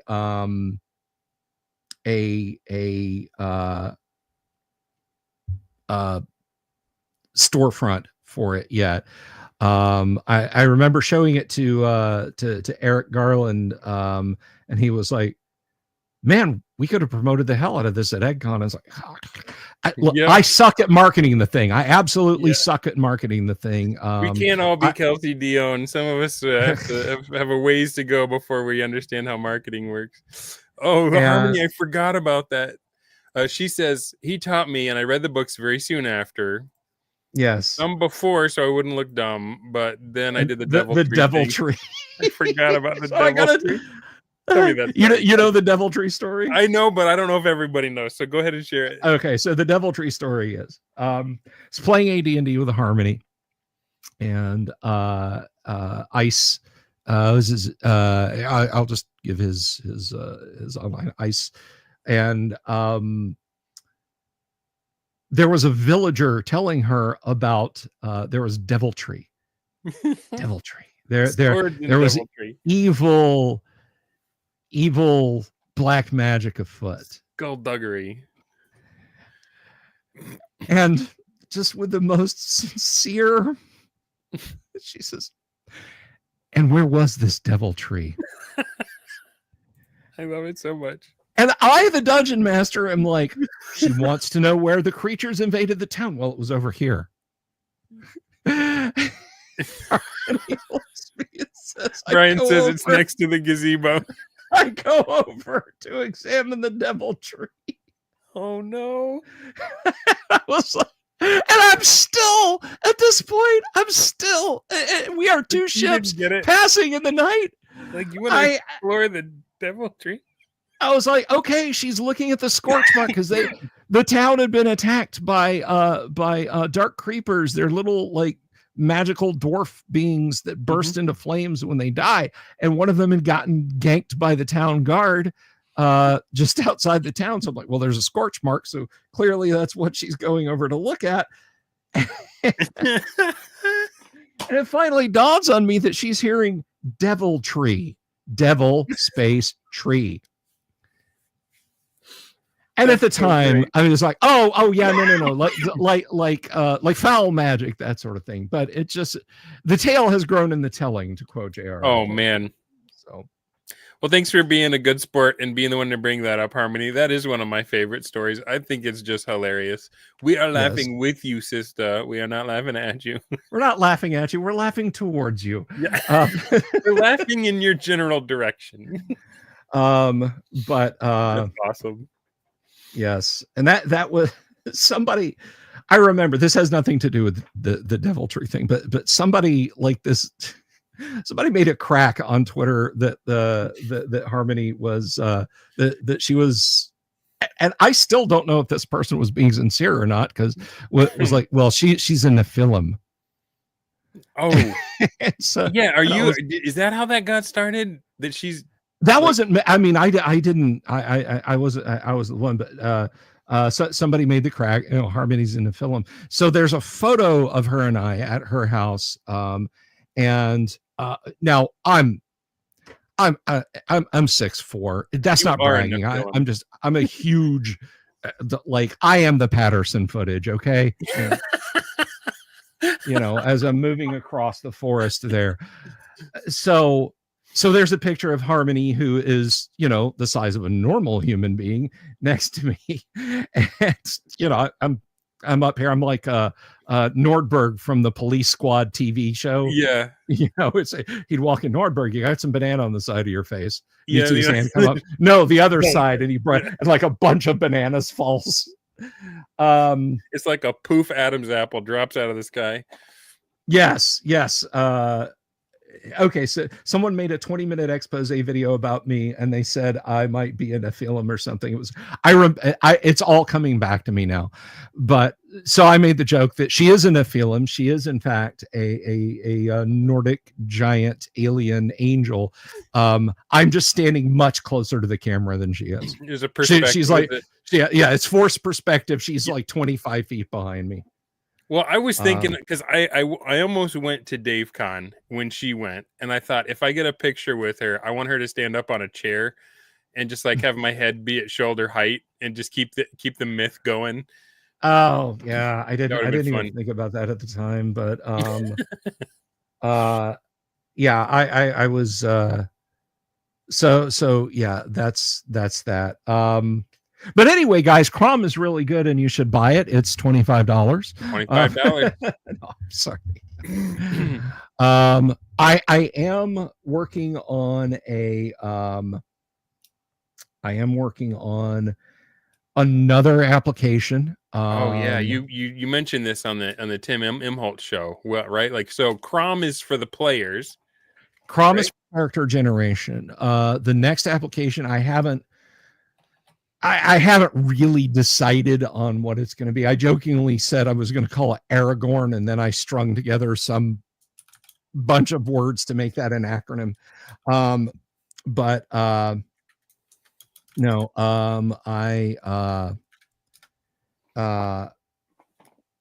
don't know what I'm going to call it, but basically I want to do with it for Dungeon Master ease of use. Like, I need an encounter right now. I need a stack of treasure right now. I need, okay, the characters have encountered, according to the charts, it's a castle, and it will just drop through and say, okay, it's a castle. It's this size. It has these occupants. These occupants are monsters, or these occupants are non-player characters. It's a 9th level cleric. He's got 2 7th level attendants. He's got blah, blah, blah, blah, blah. And just literally with a push of a button, it will do everything that the Dungeon Master's Guide, that you sitting there saying, hang on a second, guys. Okay, so you enter the first hex, no encounter on noon, no encounter at night. This will be just boom. Like a zero prep enabler, just automate Appendix A, Appendix C, Appendix B. Yeah, exactly. And I mean, I want to do things. I don't know if this will stick, but like NPC personality generation, which is its own weird thing, because it's like, they're haughty and classy, but they're also dirty and psychotic, so like they don't. That is the worst kind of haughty and classy, is when you're also dirty and psychotic. I dated her, by the way, years ago in college, but I think I saw her name written in a bathroom stall wall. We all did. That's how I ended up dating her. Anyway, so but yeah, that is the next volume. The next step is going to be something that will just go through. I've already got jewelry and gemstones working. So if you want to generate gemstones or jewelry, that part works. Nobody asked me about being on beta. It is not, and it is not even approaching to where I would say, yeah, here's an early I want way more features implemented before I start showing it around. But it's I don't know when. Proto thought right now, but it's there is code down. There is a little bit of code. I am not a coder, and I have tried to teach myself a couple times by doing like the online classes and stuff. But I feel like I would need to do what you did, whereas I would need a project for something that I wanted to create, and I would have to learn the code by building the thing that I wanted to exist. rather than trying to learn the whole language first and then make something. You know what I mean? Yeah, I know exactly what you mean. And so this is where anyone out there who has programming skills is going to do that horrible, uh, that agony look zoom of the guy with the big fro, where it's like Yeah. that. When I tell you guys, um, Crom, I wrote in Python, which is not cringeworthy. It is what it is. I could have chosen a better language, and had to have learned that language. I knew a little bit about Python, very little bit about Python, and that got me started. But most of AD&D character generation is fairly simple, so I finished 80% of it in a few months, and then it took me that amount of time again to finish the last 20%. Because the last 20% was percentile strength, dual classing, stuff like that. That's the thing is you don't want variation. That's the enemy of automation.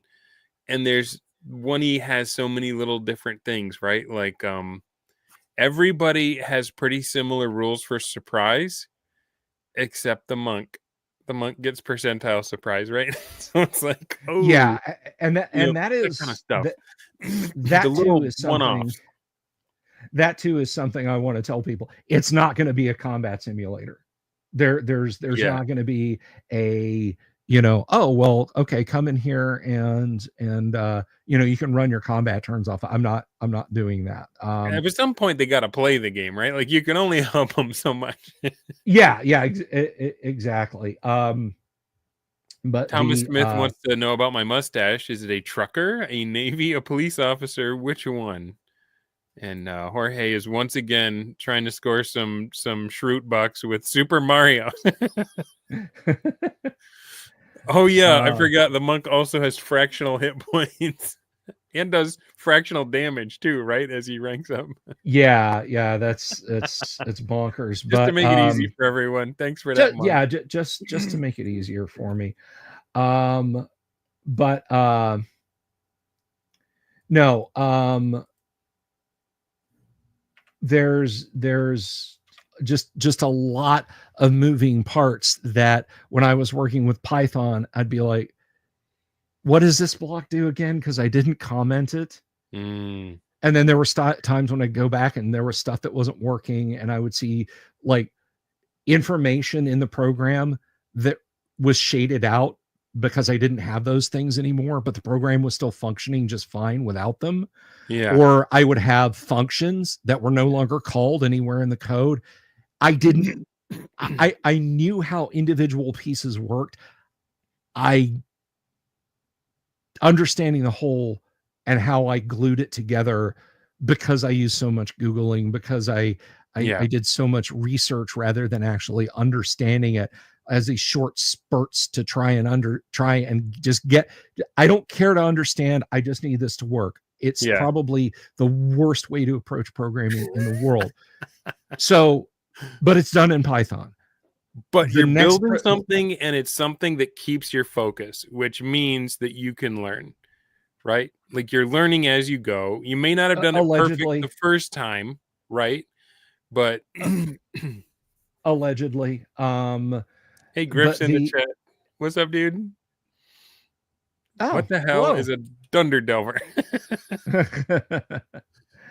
But with the program that's to follow, this is the cringe part. This is where people are going to pull a face. I'm writing it in BASIC. And by BASIC, I don't mean Visual Basic. I don't mean any kind of weird object orient. I mean BASIC, because guess what? I found a BASIC that compiles down into C code. Wow. When you are done writing BASIC, you click the compile button and it generates C. I understand BASIC. I just my nerdy life growing up as a kid, typing programs in right on, man. My Commodore 64 and my VIC-20. If I wanted my computer to do something, grab a copy of Compute, start writing in BASIC. And that's what I did, Saturdays, Saturday nights, Sundays, Sunday night when I was supposed to be doing homework. I was working in BASIC. And I still, to this day, what I found when I started coding the next program was I still understand it and it still works.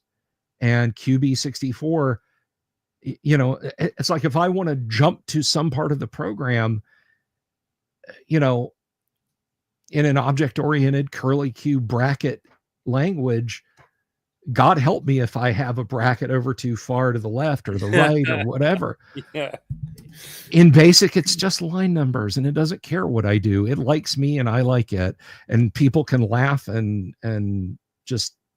And I don't even know enough to know what's funny and what isn't. So you're cool in my book, bro, because I can't do any of it. It looks like Griff is bringing the heat. As I recall, Dungeon Delver was the show who really covered the whole OGL scam when it was going on. Do you remember those days? Yeah, I mean, well, that was like I did a live video, or not a live video. I just did a pre-recorded video about when the news started to leak in mid-January of 2023. And I had around 1,600 subscribers, maybe. Mm-hmm. I did a live video about it because people hadn't started really to talk about it on YouTube yet. And I got up the next morning and I had like 2,600 subscribers. Wow. And I just started keeping tabs open to Kotaku. And I mean, we can hate these websites all we want. They were getting information. There was like every 4 hours, there was another fuck up out of Wizards of the Coast. Emails being leaked about how employees were not told that this was going to happen, and now they've got people screaming at them. You had D&D Beyond breaking down because people were trying to unsub in protest, and then them telling customer service reps not to let people unsubscribe, and telling the programmers to hide the unsubscribe system. You had and it was, they sent out a letter not to their employees, not to a front-facing thing where they could tell gamers, hey, we get it. This is painful. Maybe we were a little short-sighted. Let's take a step back and talk to you guys. No, they sent it to influencers. They sent it to D&D influence. So Ginny D, the people at fucking Critical Role, they all got, be safe if you have to step. And there's small publishers out there who just got a gun pointed at their head by Wizards of the Coast, hearing nothing from them. And this was happening 3-4 times a day. And every time, like, I would be doing a video, like pre-recording a video, browsers open over here, I glance over, I refresh, there's something new. I would finish the video, I'd upload it, I'd get a drink of water, stretch my legs, come back, record a new one, do a timed upload for a couple hours later. Oh, that must have been exhausting. Oh my God, it was. But was it exhilarating too?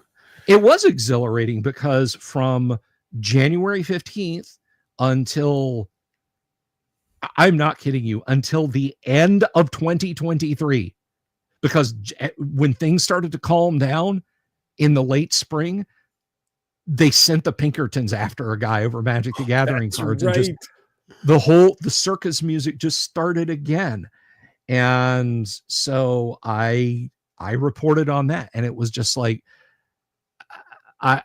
somebody, I think it may have even been Doomsword, said that he logged into YouTube, or he didn't log into YouTube. He went to YouTube, not logged in, not on a device that he regularly used. Yeah. And my page was getting pushed to the front of YouTube. Yeah. And I was seeing people leave comments like, please keep reporting on this. This is like the news outlet for this that we're hearing. Now, quick timeout. I'm not saying that. People were telling me that. So I thought, well, I've got an obligation to do this now. I've got an obligation to report this as I do it. And I put the information out there as I got it. And they finished off 2023 by laying off like 1,000 employees from Hasbro or something like that, Ooh. And it's like, It's like Kyle over at Nerd Cognito said, as they had me, wait, was I a guest on their show? I don't remember if I was a guest on their show or if I was just listening in, and I apologize because it was a minute ago and I have old person brain. But he's been Kyle coding in BASIC. Cut him some slack, everybody. But as Kyle said about the layoffs that happened right at Christmas, Charles Dickens wrote a fucking book about why that's a bad idea. So from literally for a year, the Ebenezer move, just stuff with AI, deleting Jeff Easley's signature off the D&D movie posters, the fucking the Magic the Gathering guy that they busted, absolute tofu drain quality, that deck of many things that they'd hyped up, insult after insult after insult to the fans. And it just there was nary a week would go by when I would report on this stuff, and I guess my channel blew up a little bit. Do you think we're still dealing with the aftershocks of that time? So it was probably a horrifying time. Yes, Praxis, no Gygax credits in the movie. Yeah, no Gygax credits in the movie. It was probably a horrifying time for Hasbro because the people who like OD&D, the old graybeards, the Wargamer crowd, the 1E, 2E, 3E, even the 4E and 5E fans and Pathfinder fans and all that, we did something that our hobby had never done before, except possibly with the news of the passing of Gary Gygax, and that was sad for like a week. Yeah, this was months of everybody in the TTRPG hobby turned and focused laser hot hatred directly at WotC and directly at Hasbro. We were unified in our anger at them. It wasn't, well, the 5e guys are cool with it. Yeah. And so they're assholes, and the 5e guys are like, no, you old grognards are assholes. We were unified, and that is the most terrifying thing. So Wizards of the Coast has finally in 2024, things kind of started to die down. They still screwed up a lot, particularly with the 50th anniversary being a non-anniversary, and that absolute slander that they put in that history of original D&D book. But things started to cool down, and now we've gone back to arguing with each other, which suits and serves Hasbro and Wizards of the Coast. Yeah. For me to to argue with somebody about third edition, which I don't edition war anymore. It's stupid and it's a waste of time. Play the D&D you love the D&D you play. I mean, I love first edition, and if you want the full evangel, you'll get it both barrels in the face. Yeah. But there's just they haven't screwed up enough for everybody to get mad at them all at once. So they're pretty happy right now. So consequently, I've been interviewing a lot of cool people and doing a lot of live streams, and I haven't had a bunch in the way of other stuff to talk about. Yeah. I cannot swim in a constant sea of negativity. There's a woman who streams about Warhammer stuff. She's from Ireland. Her entire shtick, if somebody in the Games Workshop parking lot trips on a rock and skins their knee, she does a 40-minute video about how this is the end of Games Workshop and the destruction of the hobby as a company. And I can't remember her name, but she just goes on and on. I can't sustain that level of negativity. If Wizards of the Coast fucks up again, guys, I will land on them with both feet, but I can't just pick through the trash going, a Wizards of the Coast executive was seen wearing slip-ons. Does Hasbro secretly hate the shoelace industry? Here's a 20-minute video. I can't do that constantly, it will It's not good for burn you. me out. It will. Yeah. No, it's not good for me. It's why I don't get heavy into culture comp stuff. Outrage clicks, man. I get an absolutely outrage farm. But once that's gone, once the person or situation goes away, you've got to find something else. Mm-hmm. And my Yeah. channel's been flat. Prior to January 17th, 2023, I was getting a sub a day, then I might lose 3, then I might pick up 6 on a good day. After January 17th, it's like, oh, look, I gained another 280 subs on this nice. On this video, Yeah. And so I do think there are still like some aftershocks Yeah. hitting out. I mean, it used to be, 5e was like the big dog at the trough, and then the close second was Paizo, and then everything else was just kind of, niche. Yeah. And I'm just seeing so many games that have come out or are coming online now that were a reaction to those times, right? Like we got Draw Steel, we got Tales of the Valiant, we've got X. I remember because it wasn't just D&D Beyond and WotC and Hasbro. It was I was worried about the stuff that was on my wish list on Drive Through RPG and the stuff that I'd already purchased. Like there was even like talk that thing might clam up and you wouldn't be able to get to your PDFs and stuff, and it was just crazy times. I think we went a little bit overboard with the panic on some of that stuff, but it's easy looking back in hindsight. But I feel like that was the beginning of the end for 5e's dominance, and I think Kelsey, I've talked to her about this. She was on Harmony's show, the Random Table, and I mean, nothing against her because she is amazing at teaching herself how to format. She is amazing at marketing. Well, part of it was she just had the right message at the exact right time for Shadow Dark to take off when everybody was like getting ready to jump ship, and she just happened to have that Kickstarter, and it just went nuts. And just in case you thought she was a one-trick pony or that she just got lucky, by the way, her other Kickstarter for a Shadow Dark setting made even more money. So obviously there's something there. It's not just about timing.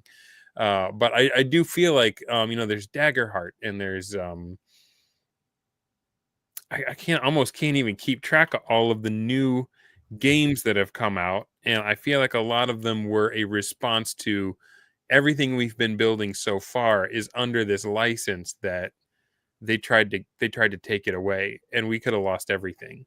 So we need to create something that is still enough to get the audience, but isn't beholden to someone who could just take their ball and go home for the whole industry, right? Yeah. And I mean, I think there's a lot of people. I'm about to say something that seriously could get me into trouble with a capital T, but I'm going to go ahead and say this anyway. I've talked to smarter people than me. I've talked to people who have done this. They have swum in the shark-filled deep end of the pool when it comes to matters of the OGL and so on and etc. And to paraphrase my observation about the OGL, whatever they're calling it these days is to paraphrase the great saying, the greatest trick the devil ever played was convincing people that they needed to sign that thing. Let me tell you what, in 1995, TSR opened their baleful eye and looked out on the internet, and they said, if you don't put your stuff under an agreement where you say that we can control part of this, we will absolutely crush you. In 1999, Wizards did exactly the same thing, but they said it nicely. They said it with a smile on their face. You got kids? Let me ask you that. You got kids, Dunder? Okay. Yeah, I got 3 kids. Yeah. when they were babies, did you, your wife ever just humorously say, "Oh, you're driving me crazy. I'm about to go outside and jump off the roof," so something like that. You say it in a kind of a silly voice, right? Yeah. Because you're not really mad at the kid, but you say it in a silly voice, and to their ears, it just sounds like happiness, and you move on. That is They respond to the the tone and not the they message, the they content. respond to the tone and not to the message. Mm. TSR said, fine, you can create fan stuff. You have to host them on our FTP site or on our site on AOL. And we can own it if we want to. We can take it from you if we want to. And they said it in very harsh, ugly terms. And people were rightly afraid of TSR and their legal department. That is exactly, precisely what WotC came out of the chute with in January of 2023. But they tried to candy coat it, but it was exactly, precisely the same message. And I had been saying since 2000, even though I'd had one or two lawyers say, yeah, there's no logic traps in the OGL bill, it's fine. I've been saying, guys, don't put this shit on things you create. Don't acknowledge that they own the rules. It was proven in court in the 1980s. Yeah. That they can't. Now, they can engage in extended lawfare, nuclear lawfare against a small publisher. And a judge can say, you know what? Absolutely, positively. Dunder Moose and Dungeon Delver Gaming Company, you guys have every right to publish this with the words hit points and armor class and so on and etc. Go in peace. And we walk out of the court smiling, sweating, wondering, hoping that the attorney that we had to hire will take payments for all the work that we got them to do.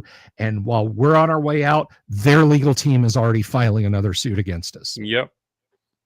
And until or unless a judge dismisses with prejudice, they can do it over and over until we run out of money just defending ourselves. Till right? We run out of money just defending ourselves. Yeah. And that is the unfortunate thing. No, we don't have to use we don't have to acknowledge a license. We don't have to. Mm-hmm. How bad do you want it though? How bad do you want it? And that's the where we're caught between a rock and a hard place. And because especially for people that it's more than a hobby, for people that it's their livelihood, it's like, if you've got kids, you're like, well, do I have the stomach for this fight or not? Do I just let the bullies have their way? It puts you in that decision, that point where you have to make that choice. Yeah. And that's you asked about 45 minutes ago. Are we still feeling the repercussions of the, and yes, we are, because that sort of Damocles is over everybody's head. I mean, Wizards of the Coast could send me a cease and desist tomorrow and say, stop fucking publishing Crom and give us all of the money you made from it. They expose. I mean, legally, I could probably challenge them in court. Do I look like the kind of person who has the money to do that? I mean, they went after. No human can take on a corporation unless you get like a class action where you get a bunch of people together or something, right? Like, yeah. So I don't know, man. I'm not a lawyer, and I can't go any further talking about that without getting out into some real unknown territory. Yeah. I just think, everything was going smooth until that happened, and then it's been everything was one thing after another. Like they had the pandemic bump, they had Stranger Things, they had Critical Role. It was just it was the perfect storm for the growth of the hobby.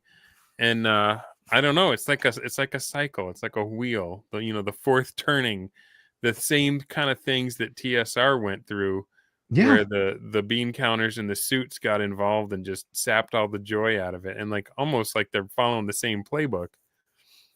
Yeah, it is scary how 1990s TSR. This is like, it is scary how 1980s TSR, 1990s TSR was Mhm. like. I mean, pick There's an the era. same forces at work on these people high up in their organizations. Like the same underlying motivations and pressures keep funneling them, and either they didn't pay attention to when it happened to the company that they bought out, either they're just like they just hired some Microsoft video game people and they just weren't aware. I can't imagine that I don't know. I don't know how it happened, but Yeah. it is one of those things where it's like unless you address the root cause, we're doomed to walk this path. And I feel like when we were talking about that clubhouse thing that you were mentioning early on with the college kids, and Yeah. Bradford Walker, if you haven't followed his blog, his Substack, Walker's Lakeside Retreat, he's been talking about how the hobby needs to go back to the clubhouse, and anytime it's trying to be a big business has Yeah. been detrimental, and it needs to just get back to a bunch of dudes having fun playing war games and doing silly voices in the clubhouse together. Yeah. No, you're absolutely right. That's 100% spot on. And I mean, all I can do in the interim is serve the hobby in my own way. You know, I'll report news when I can. I'll have cool people on when I can, and I'll keep working on Crom for you guys as Right long on. as I can. Why what is it about 1E that has so captured you? Because as we've been talking, there were a bunch of versions that came out. There's a bunch of other games, but like guys like you and like Rick Stump and Anthony Huso, there is something about advanced 1E that gets into a guy and makes nothing else quite as interesting. First edition AD&D. Now I have a little boilerplate spiel I'll go on about Do it, how man. 1E is where the black magic is. Um, I can never quite do it from memory, but first edition AD&D is like Led Zeppelin and Black Sabbath.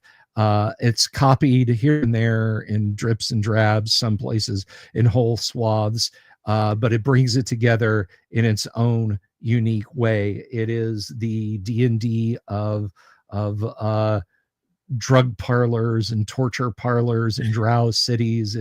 It's the D&D of that has the naked chicks in the books and the blood dripping off of the swords and the demon art illustrating things. It's the D&D of Tomb of Horrors, the first and best, where if you screw up, it's not save and take damage, it's save and die. So you better not screw up. It's White Plume Mountains. It's against the giants. It's the D&D of Greyhawk, Yeah. original Greyhawk, the Greyhawk that was not written by a revolving door of disinterested generic fantasy authors. Mhm. It is the AD&D of assassins. It dares you to bite the apple and see eternity. It's where the black magic is and always will be forever. Um, Right that's on, man. Right on. uh, but but to get to the real, to kind of step away from the comic bookiness of it, AD&D is a conversation, particularly from the DM standpoint, but also from the player's standpoint. It is a conversation that Gary Gygax is having with you Hmm. when you're reading through AD&D, when you're playing AD&D. You are being part of something that is organic. It came up like a coral reef. It slowly grew into place and ossified and became something solid and real that you could touch, and there's a texture to it. And you know, the Dungeon Master's Guide is like it is a map. It is a map to a sprawling fantasy city, whether that's Greyhawk or Lankmar or Minas Tirith, or Minas Morgul, as your taste may Hmm. go. It is a twisting labyrinth where the streets and alleys shift every time, because it is all familiar, and you can step around a corner and find yourself reading about the healing properties of normal gems, Yeah. or what a particular herb does, or how much it costs to hire someone to make a new pair of boots for you. All that stuff is in AD&D and mythology. Gary's love of things Japanese just permeates so much of classic D&D. You can feel his love of storytelling, his love of adventure. And he says, do you want to come? Do you want to sit down at the table and do this too? I know lots of people personally who worked on first edition AD&D, and I am not taking a thing away from any of their efforts. So I will include them in this. It is like a letter from them to come and sit down and enjoy something that was grown organically, that wasn't designed by committee, to make sure it didn't offend, to make sure it didn't hurt feelings. It is just it is just this Baroque loveliness, and you have to sit down and grind your way through the temple of elemental evil, and then take on the giants and kick Loth off of her throne in the abyss, and then come home and slog through the tomb of horrors. You've got to experience that. And yes, the rules matter.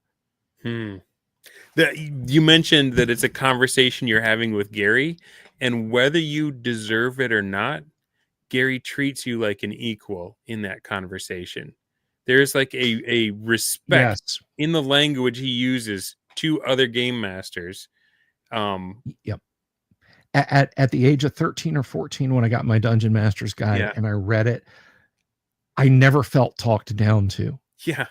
I never felt like, okay, here's how you roll a die. Here's, it was all like, reading the Dungeon Master's Guide was, hey, Bill, you and me, we're going to get those suckers out there. Look at this. Yeah. You can convince them into thinking that this poison cloak isn't just like a cloak of protection.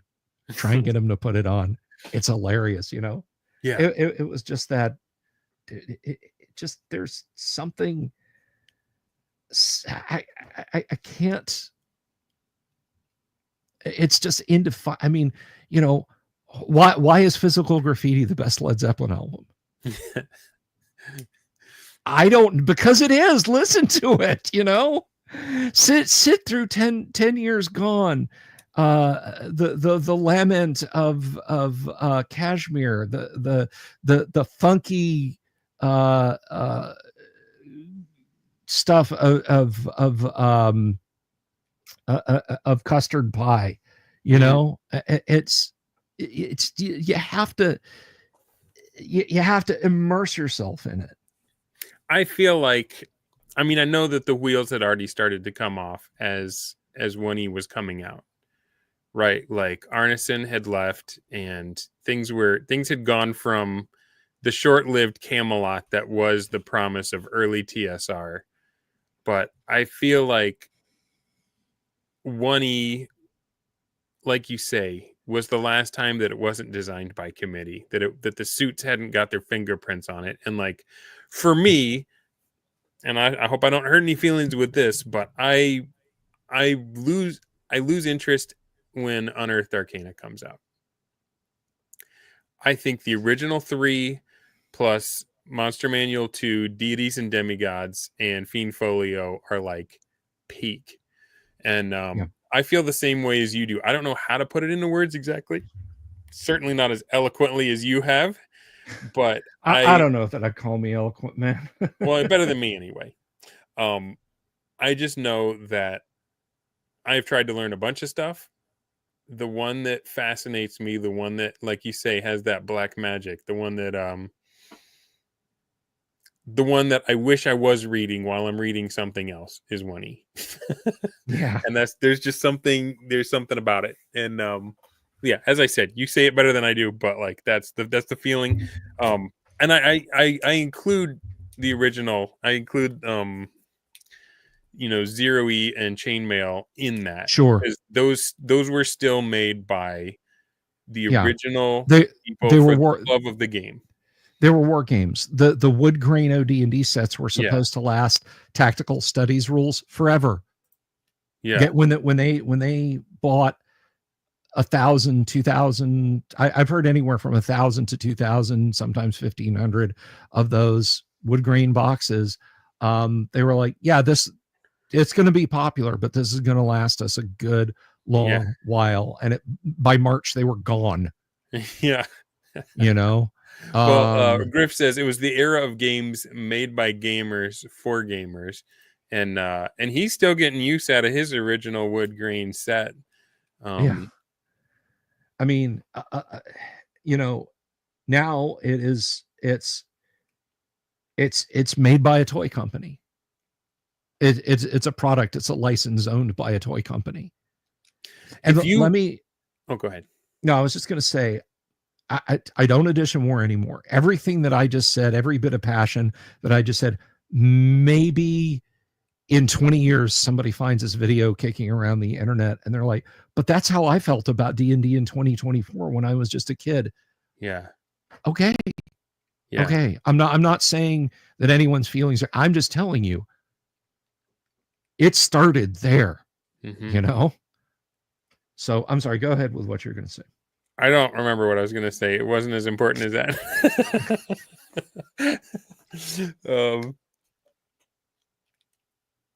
Yeah, no, I lost it. But I remember what I was going to say. Okay. And this, I mean, we've already honked everyone off tonight, so I might as well say this. Sure. I feel like 1E was written so that you never needed to buy a module in your life.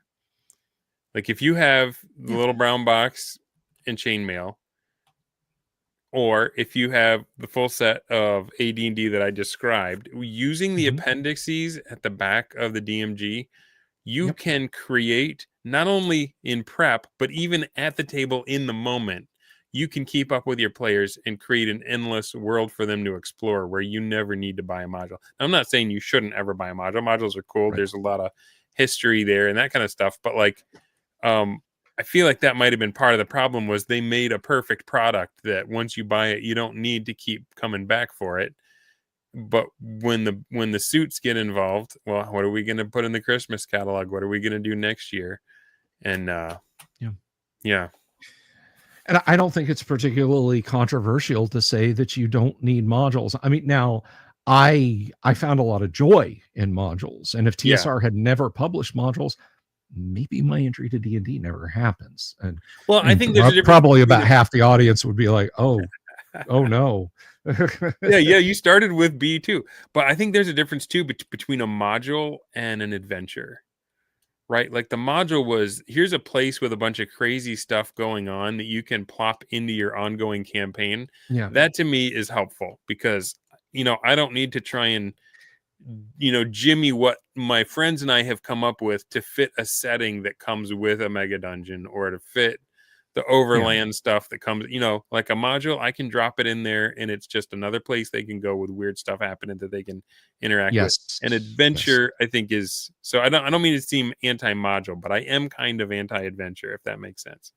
No, I agree with you. I mean, people think of the Against the Giants series as these huge dungeon crawls.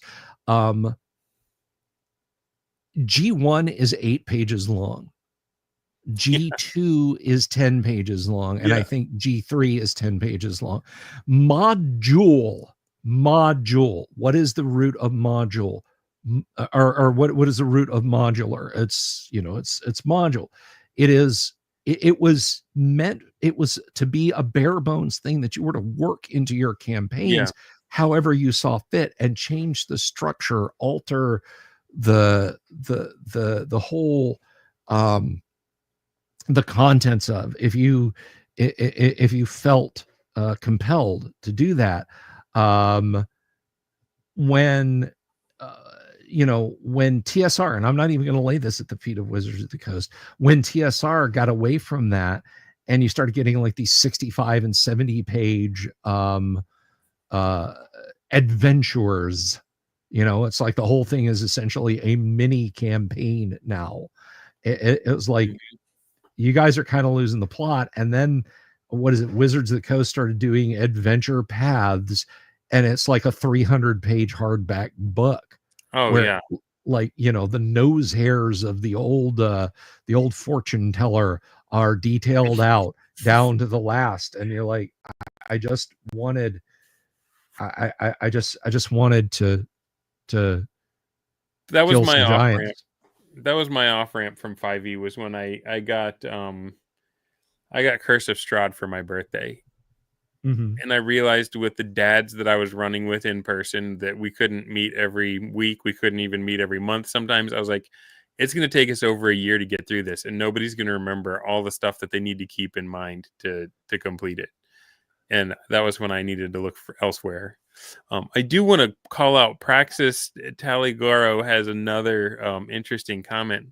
They say pre-written materials give gamers from different groups common experiences to draw on, so that discussions share a common language while meeting new people. That is valuable, right? Like, Mm-hmm.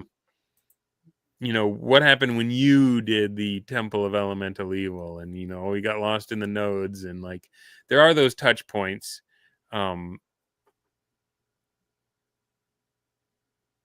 yeah, I guess I'm still processing that, so maybe I'm not Yeah. totally completely anti, but um, Yeah, no, I feel like there's ample room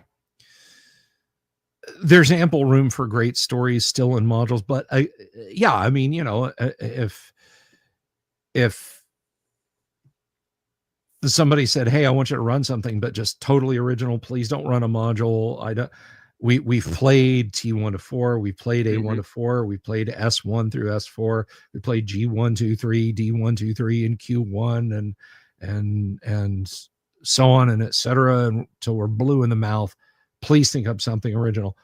Sure, I got a whole folder on the shelf over here yeah. that's my Castle Delve mega dungeon, and I've sent people in there, and they've had a lot of fun. I actually got a kind of a backhanded compliment from one of my players.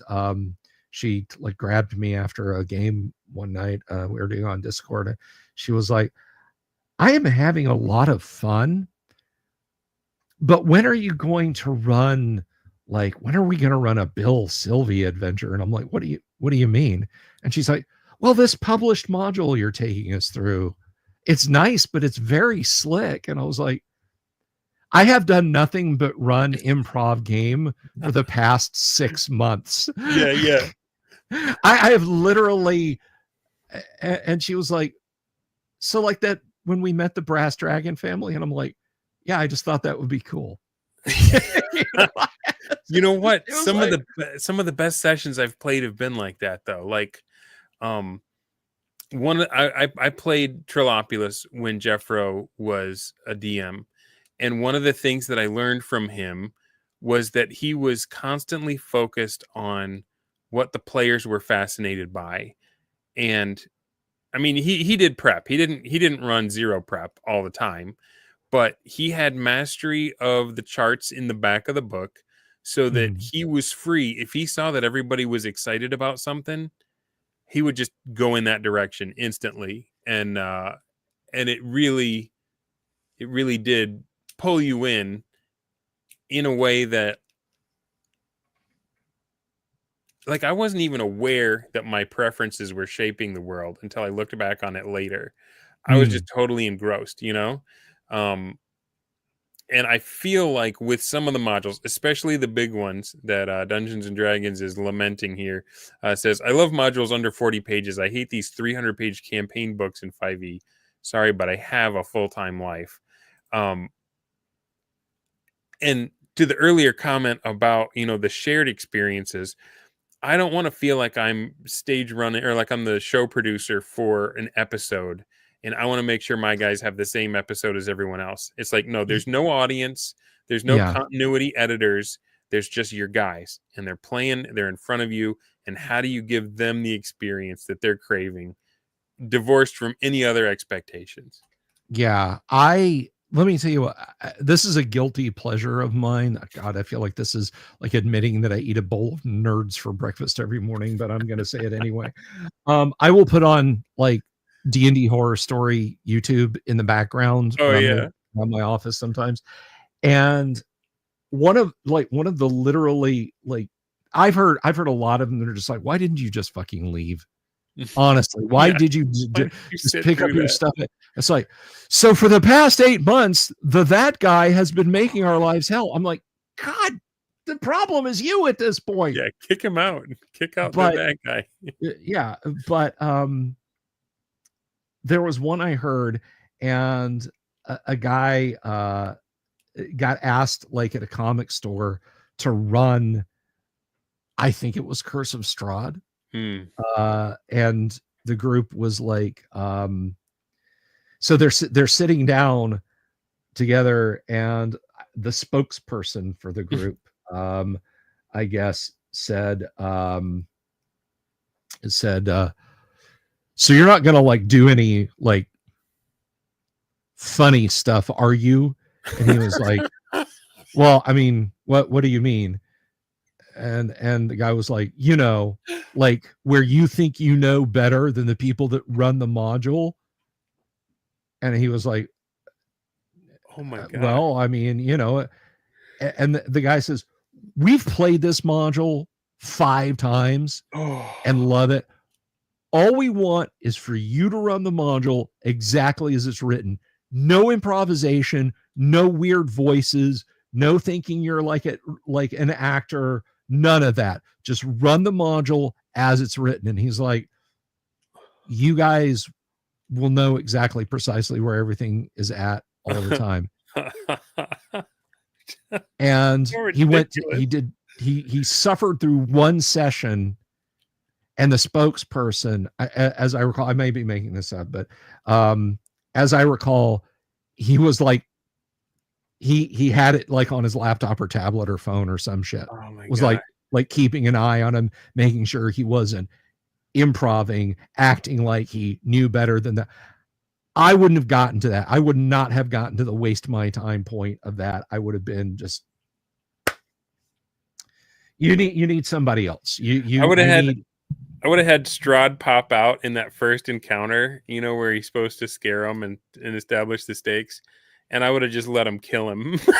yeah, just slaughter the entire party. Oh, you beat Strahd in the first encounter. Nobody's ever done that. Congratulations, guys. Yeah. Well, I gotta go. I hope you Yeah. enjoyed your campaign. I might recommend video games for people that want the experience you're Yeah. asking. Yeah, Macho Man, I'll play a computer game. Play a computer. Go play WoW. You guys join the same server, make characters. Yeah, I was Renzer out of says, not mana. even What did playing you a game. expect me to do? Yeah. Sorry. If you know, Yeah. you know. I was Oh out my of gosh. mana. What did you expect me to do? That Is there any problems in the tabletop world we haven't solved? I don't know, man. Yeah, well, let's just throw the grenade down the stairwell. How do you feel about one-to-one time? How do I feel about one-to-one time? It can work right under the right settings with the right group. It does not work with every table. It does not work under every circumstance. I run a live stream 1E AD&D game on Tuesday nights. And it is by the book. The dice fall where they may. If there's a TPK, everybody's going to be making up new characters with Crom. And Harmony says, "Oh God, did DD just make a pirate software reference?" I did make a pirate software reference, Harmony. I didn't catch that. She called it out for me. I did make a pirate software reference. Oof. Yes, I did. It's insane behavior. Absolutely insane behavior, dude. So anyway, I worked at Blizzard.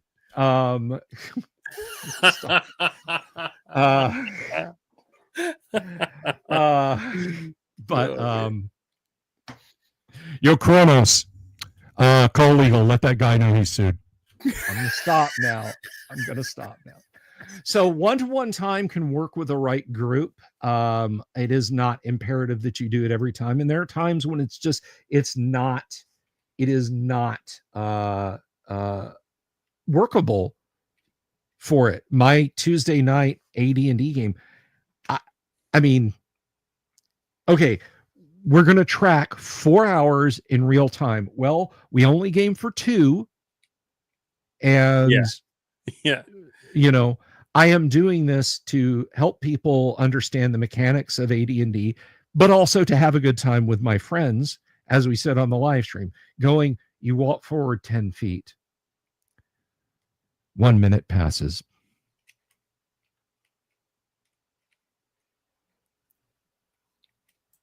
We You got walk forward $10. another 10 feet.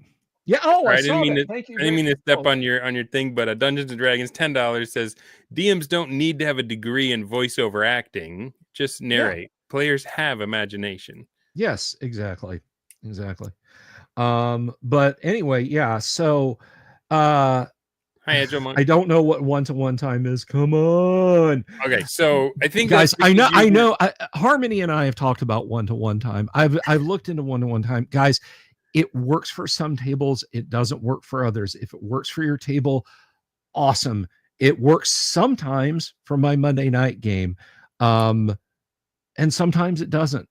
I mean, literally, the party on Monday night is in the middle.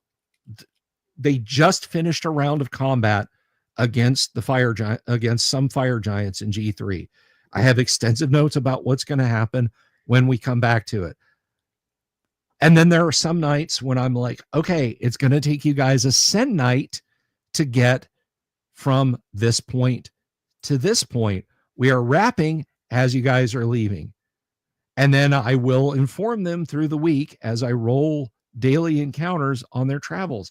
Sometimes it works, sometimes it doesn't work. And I'm okay with it if you can make it work all the time in your campaign. I can't make it work all the time in my campaign. I can't. So Latin group with $2 says Delver, one-to-one time is for days between sessions, dude. Well, and then Macho says when no play is happening. When no play is happening, okay. Then that's if I've heard people say exactly the opposite to me. Like, no, you can't just pause your game. You can't just pause your game. So what, you stand there for a week? And I'm like, yeah, that's ridiculous. So you know what? Although there are, so Alchemic Raker points out that there are places in the DMG where he talks about when you're in the dungeon, you can go into that one-to-one time in session where if they're arguing with each other, then the kobolds around the corner hear it, right? Or yeah, now but you can still you can still montage long travel stuff in session, that kind of thing. And that's a perfect example right there. I knew I was throwing a hand grenade. No, that's room, fine.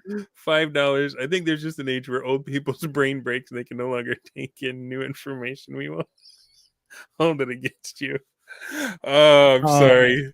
You know, I mean, I've for the $5 though. I've sat there and I've, the party has gone into, okay, well, wait, no. Okay, all right. So Jen's playing a halfling. We'll just tie a rope around her waist and tie that to a 10-foot pole and lower her into the pit, and she can pick up the shiny. Well, I think that's dumb, because what if the shiny object is like and they're having this long discussion, and I'm sitting there, and people see me, like they see random numbers being generated. The Dungeon Delver has rolled 1d6. The Dungeon Delver has rolled 1d6. And finally, somebody will say, guys, he's rolling wandering monsters. And I'm like, yes, because you're all standing in the middle of the goddamn dungeon hallway talking. This is not like you push the pause button on the game to have this discussion. Griff weighs in with come to the dark side. Flexi time is sexy time. That's right, baby. Oh, yeah. If you need a minute to kick back and do your thing, flex time is where it's at. If you want to stop in the middle of the action, then you can pause time. That's right. Oh, don't get overwhelmed, baby. Oh, man. When do we get to vote on whether Dunder gets an invite to October's Call of Cthulhu game? Doesn't the mustache scream 70s? Well, hey, I mean, it could be. but there are many ways to approach the game, and as I don't think many of the people who are now throwing tomatoes at me were here at the beginning when I said what Gary said regarding the rules. I do not give a pinch of coon shit what you do at your tables. Right. And so I did talk to Rob Kuntz, and he was, I don't think he said it on air, but afterwards he was, and Griff was there. He was pretty adamant. He was like, no, we never did that one-to-one time stuff. So take that for what it is, grain of salt. I'm not going to argue with people that have been doing this way longer than me and know way more than me about it. I will say that, okay, yeah, you might have logged off, Griff. Man, Kuntz stayed on with me for like an extra hour after the episode, just out of the goodness of his heart, sharing time with me. He's in Corsica, France. I don't even know what time it was, his time. What was I going to say? Rob, spending time for hours. Oh, it was going to be something about one-to-one time. The thing. I'm sorry. Go ahead.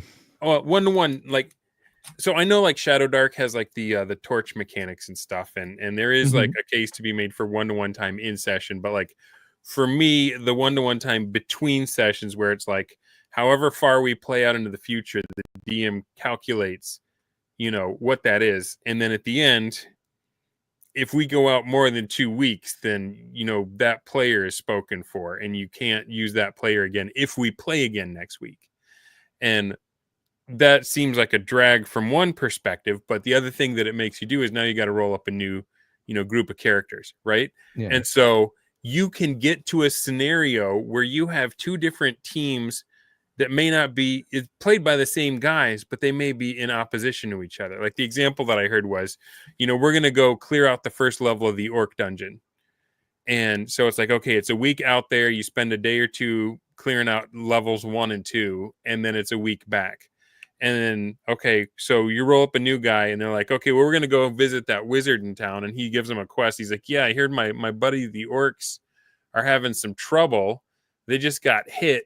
And the people that stole from them are on the way back here. Can you lay an ambush on the trail and get their money back? And I'll reward you. And so now they have to make a decision. It's like, well, I'm role playing. I'm not that other character now. Do I lay an ambush for the other party that we're playing? And it creates these interesting conundrums and stuff that you just don't get if you remove the load-bearing rule that made that kind of stuff possible. Now, Rob, he didn't say it when I hung out with him, but I'd read him say it on Twitter before, that some of that stuff that Gary put that in there to keep the war gamers happy. Like there was like and you were telling me a little bit about before we jumped on, like the old school war gamers that just want to win. Like there's a certain cadre of those guys that maybe when it was just his friends, Gary didn't use all the war game stuff that he put into 1E, because 1E was supposed to be complete, whereas OE was like the anything goes version of the table. So I don't know if any of my verbal gobbledygook just tried to square the circle, the problem that I caused when I threw that grenade down the stairwell. But don't worry about it, dude. I mean, I've been playing D&D with some absences here and again for decades, so yeah, certainly it's not going to fuss me now. But no, I again, Gary Coon shit doesn't matter. So that is such a colorful phrase. It really is, Gary. I tell you what, people ask me sometimes, like, okay, you knew Gary. What was like the coolest? Dunder only throws it out so we send money. I gotta say some controversial shit too. Man, let me have it. Gotta bump up my supers. No, say something that'll make them pick on me for a while. No, people. Like this has nothing to do with rules or time or anything. People ask, like, oh, well, you got to meet Gary, and you've been to his house, and this, that, and the other. What was like the best? Like, and I think they expect me to say, well, Gary pulled out the map to the ninth level of Castle Greyhawk and Yeah. explained to me that the beholders were over here, and that the characters could get trapped in a giant pinball machine over there. Um, my my most fun experience with Gary uh, was the last time I saw Gary um, before he passed away. Mhm. Uh, was at LGGC, Lake Geneva Gaming Convention, and for all of us who were working on projects for Troll Lord Games, Gary had a dinner at his house the Saturday, Friday. I don't remember. I want to say it was like the Friday, Mhm. and um, like it was kicking off at 7 o'clock. Now I'm a guy. I will be outside your door at 6:59 with my hand raised, ready to knock. Okay, that's just how I do. Um, you said 7 o'clock. I'm not gonna get there at 7:15, 7:45, but everybody else is still off over at the Cove, wrapping up gaming, getting Mhm. drinking, whatever. My wife and I, Mrs. the Dungeon Delver, and I go to Gary's, and we get there before anybody else. And we get there, and nobody else has shown up. It is me, my wife, Gary, and Gary's wife at the time. And they were so congenial to my wife and I. And my wife at the time, she was pregnant with our second, Mhm. and Gary's wife doted on my wife. It was like, well, Gary, make sure the fan's pointed at her. Make sure she's comfortable. Honey, do you need another pill? And we sat there probably for 45 minutes before anybody showed up. And we didn't talk about the history of D&D. We didn't talk about TSR business. We didn't talk about how far can a kobold throw a goblin. Gary and I talked about dad stuff. We talked Yeah. about, is it Father's Day weekend was that weekend, and Gary and I just sat there and talked the pros and cons. Did you co-sleep with the kids when they were young? And it was such a pleasant experience. It was like going out to the country to see an uncle that you hadn't talked to for a Yeah. long time. And it wasn't, again, there was no, well, ooh, let's talk about S3. Let's talk about what your favorite dice are. Did anybody ever pin any minis? We just had this wonderful, lovely time. And of course, other people showed up and wanted to talk to Gary and so on and et cetera. And we ate and milled around a little bit and said our good nights. That is probably the most uh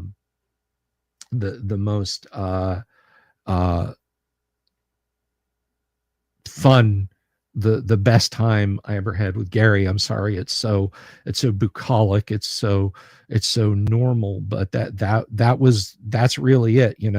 I'm afraid Yeah. I have no true is it LLOTH or LOLTH or this, that, or the other. But it was to sit back, and I think maybe I can break my arm patting myself on the back a little bit here. I think maybe Gary enjoyed me not showing up and fanboying and nattering. I wanted to. Mhm. I Oh, I wanted mean, to, yeah, I'm sure any of us would have wanted to, but but we sat and we talked, and it was just a good time. And that is the best Gygax story I have. I have best emailed Gygax him. story you have. There's an hour-long interview I did with him on YouTube on my channel. Um, I've got emails saved somewhere to CDRWs that he and I exchanged, but that's it. That's really the best Gygax story you're going to get out of me when it comes to talking to Gary. Yeah. Well, that's well, I mean, I feel like this conversation has been all over the place, bro, but I feel like we kind of ended back where we began as far as like the games were just a means for connecting. And it happened for you and I when we were kids moving to a new school. Um, and I mean, who on earth was able to actually spend some time connecting with their hero like that? But there comes a moment when the game isn't the important thing. It's about the brotherhood. It's about that respect. It's about that connection. And that's something, as you pointed out, that we need to jump on it and make those connections and have those relationships while we can, because it's not an infinite window on that. Unquestionably, Yeah. particularly when we're talking, as you said, we've come full circle because we talked about the TSR veterans. But I have to say, the connections I've made, particularly since I started really leaning hard into the YouTube channel, Mm-hmm. I wouldn't trade this for the world. If we were all scrimshaw enthusiasts, if we were all antiquers, if we were all 12-string guitar students, Ventriloquists. ventriloquists, whatever, the fact that I've connected with so many people, I mean, my community sent me and my wife to GaryCon in 2023. They just decided we were going to go. And one awesome person, his handle's Bluto. I'm not going to dox him. He and I became friends on a college football forum. I had never gotten to go see the Alabama Crimson Tide play football ever. I grew up in Alabama when Bear Bryant was the coach. Oh And we man. lived 90 minutes from Tuscaloosa, but we were poor. We could never go. And they've been to the Central Florida area. They played in the Citrus Bowl. I've missed it time and again. I had tickets. I had actual tickets to their rivalry game, the Iron Bowl in 2018. I couldn't make it. Bluto said, this aggression will not stand. He went, he got on my Discord. He started private messaging people and said, I want to get Bill to an Alabama game. And they said, yeah, but what about getting him to GaryCon? And he is not a D&D guy. And he's like, okay, what's GaryCon? Okay, I guess we can do that too. He burned travel points. He rattled the tin cup they sent me. That is an amount of community that I would not trade for the world. I found out that Harmony lives on the other side of the county from me. So I got to, so many wonderful people that I'll never meet, but I found out one night she was guesting on T-Shirted Historians lovely stream. I mentioned I was in Central Florida. She said, where are you in Central Florida? I said, blah. I said, blah. We figured it out. We're 20 minutes from each other. That's a human connection. Whether you get to know Gary Gygax, whether you get to know Dave Arneson, whether you get to know Alan Hammock or Errol Otis or Darlene, or if it's just the people you meet and you care about, make those connections, hold on to those connections. Right on. And the fact that we all connect through something as stupid fun as Dungeons and Dragons and can make fun of each other over whether or not the game has a goddamn pause button built into it is the most wonderful thing in the world. And I would not trade the connections I've made, particularly this most recent connection with you, for anything in the world. Thank you so much, man. Thanks for accepting the invitation and coming on. This may be my best episode I've ever had. I want to thank everybody in the chat for challenging us, for cracking us up, and yeah, I can't say anything better than what Bill said. Use the game to make the connections, but don't take the people for granted. And yeah, if you for some reason are watching this and you're not subscribed to the Dungeon Delvers channel, definitely. Yeah. That's not actually a thing. If you like this kind of thing, these kind of long form interviews, and you want to see more of this, feel free to subscribe to my channel as well. And thank you so much for coming on. Thanks for coming out, guys. And we'll see you on the next one. Peace.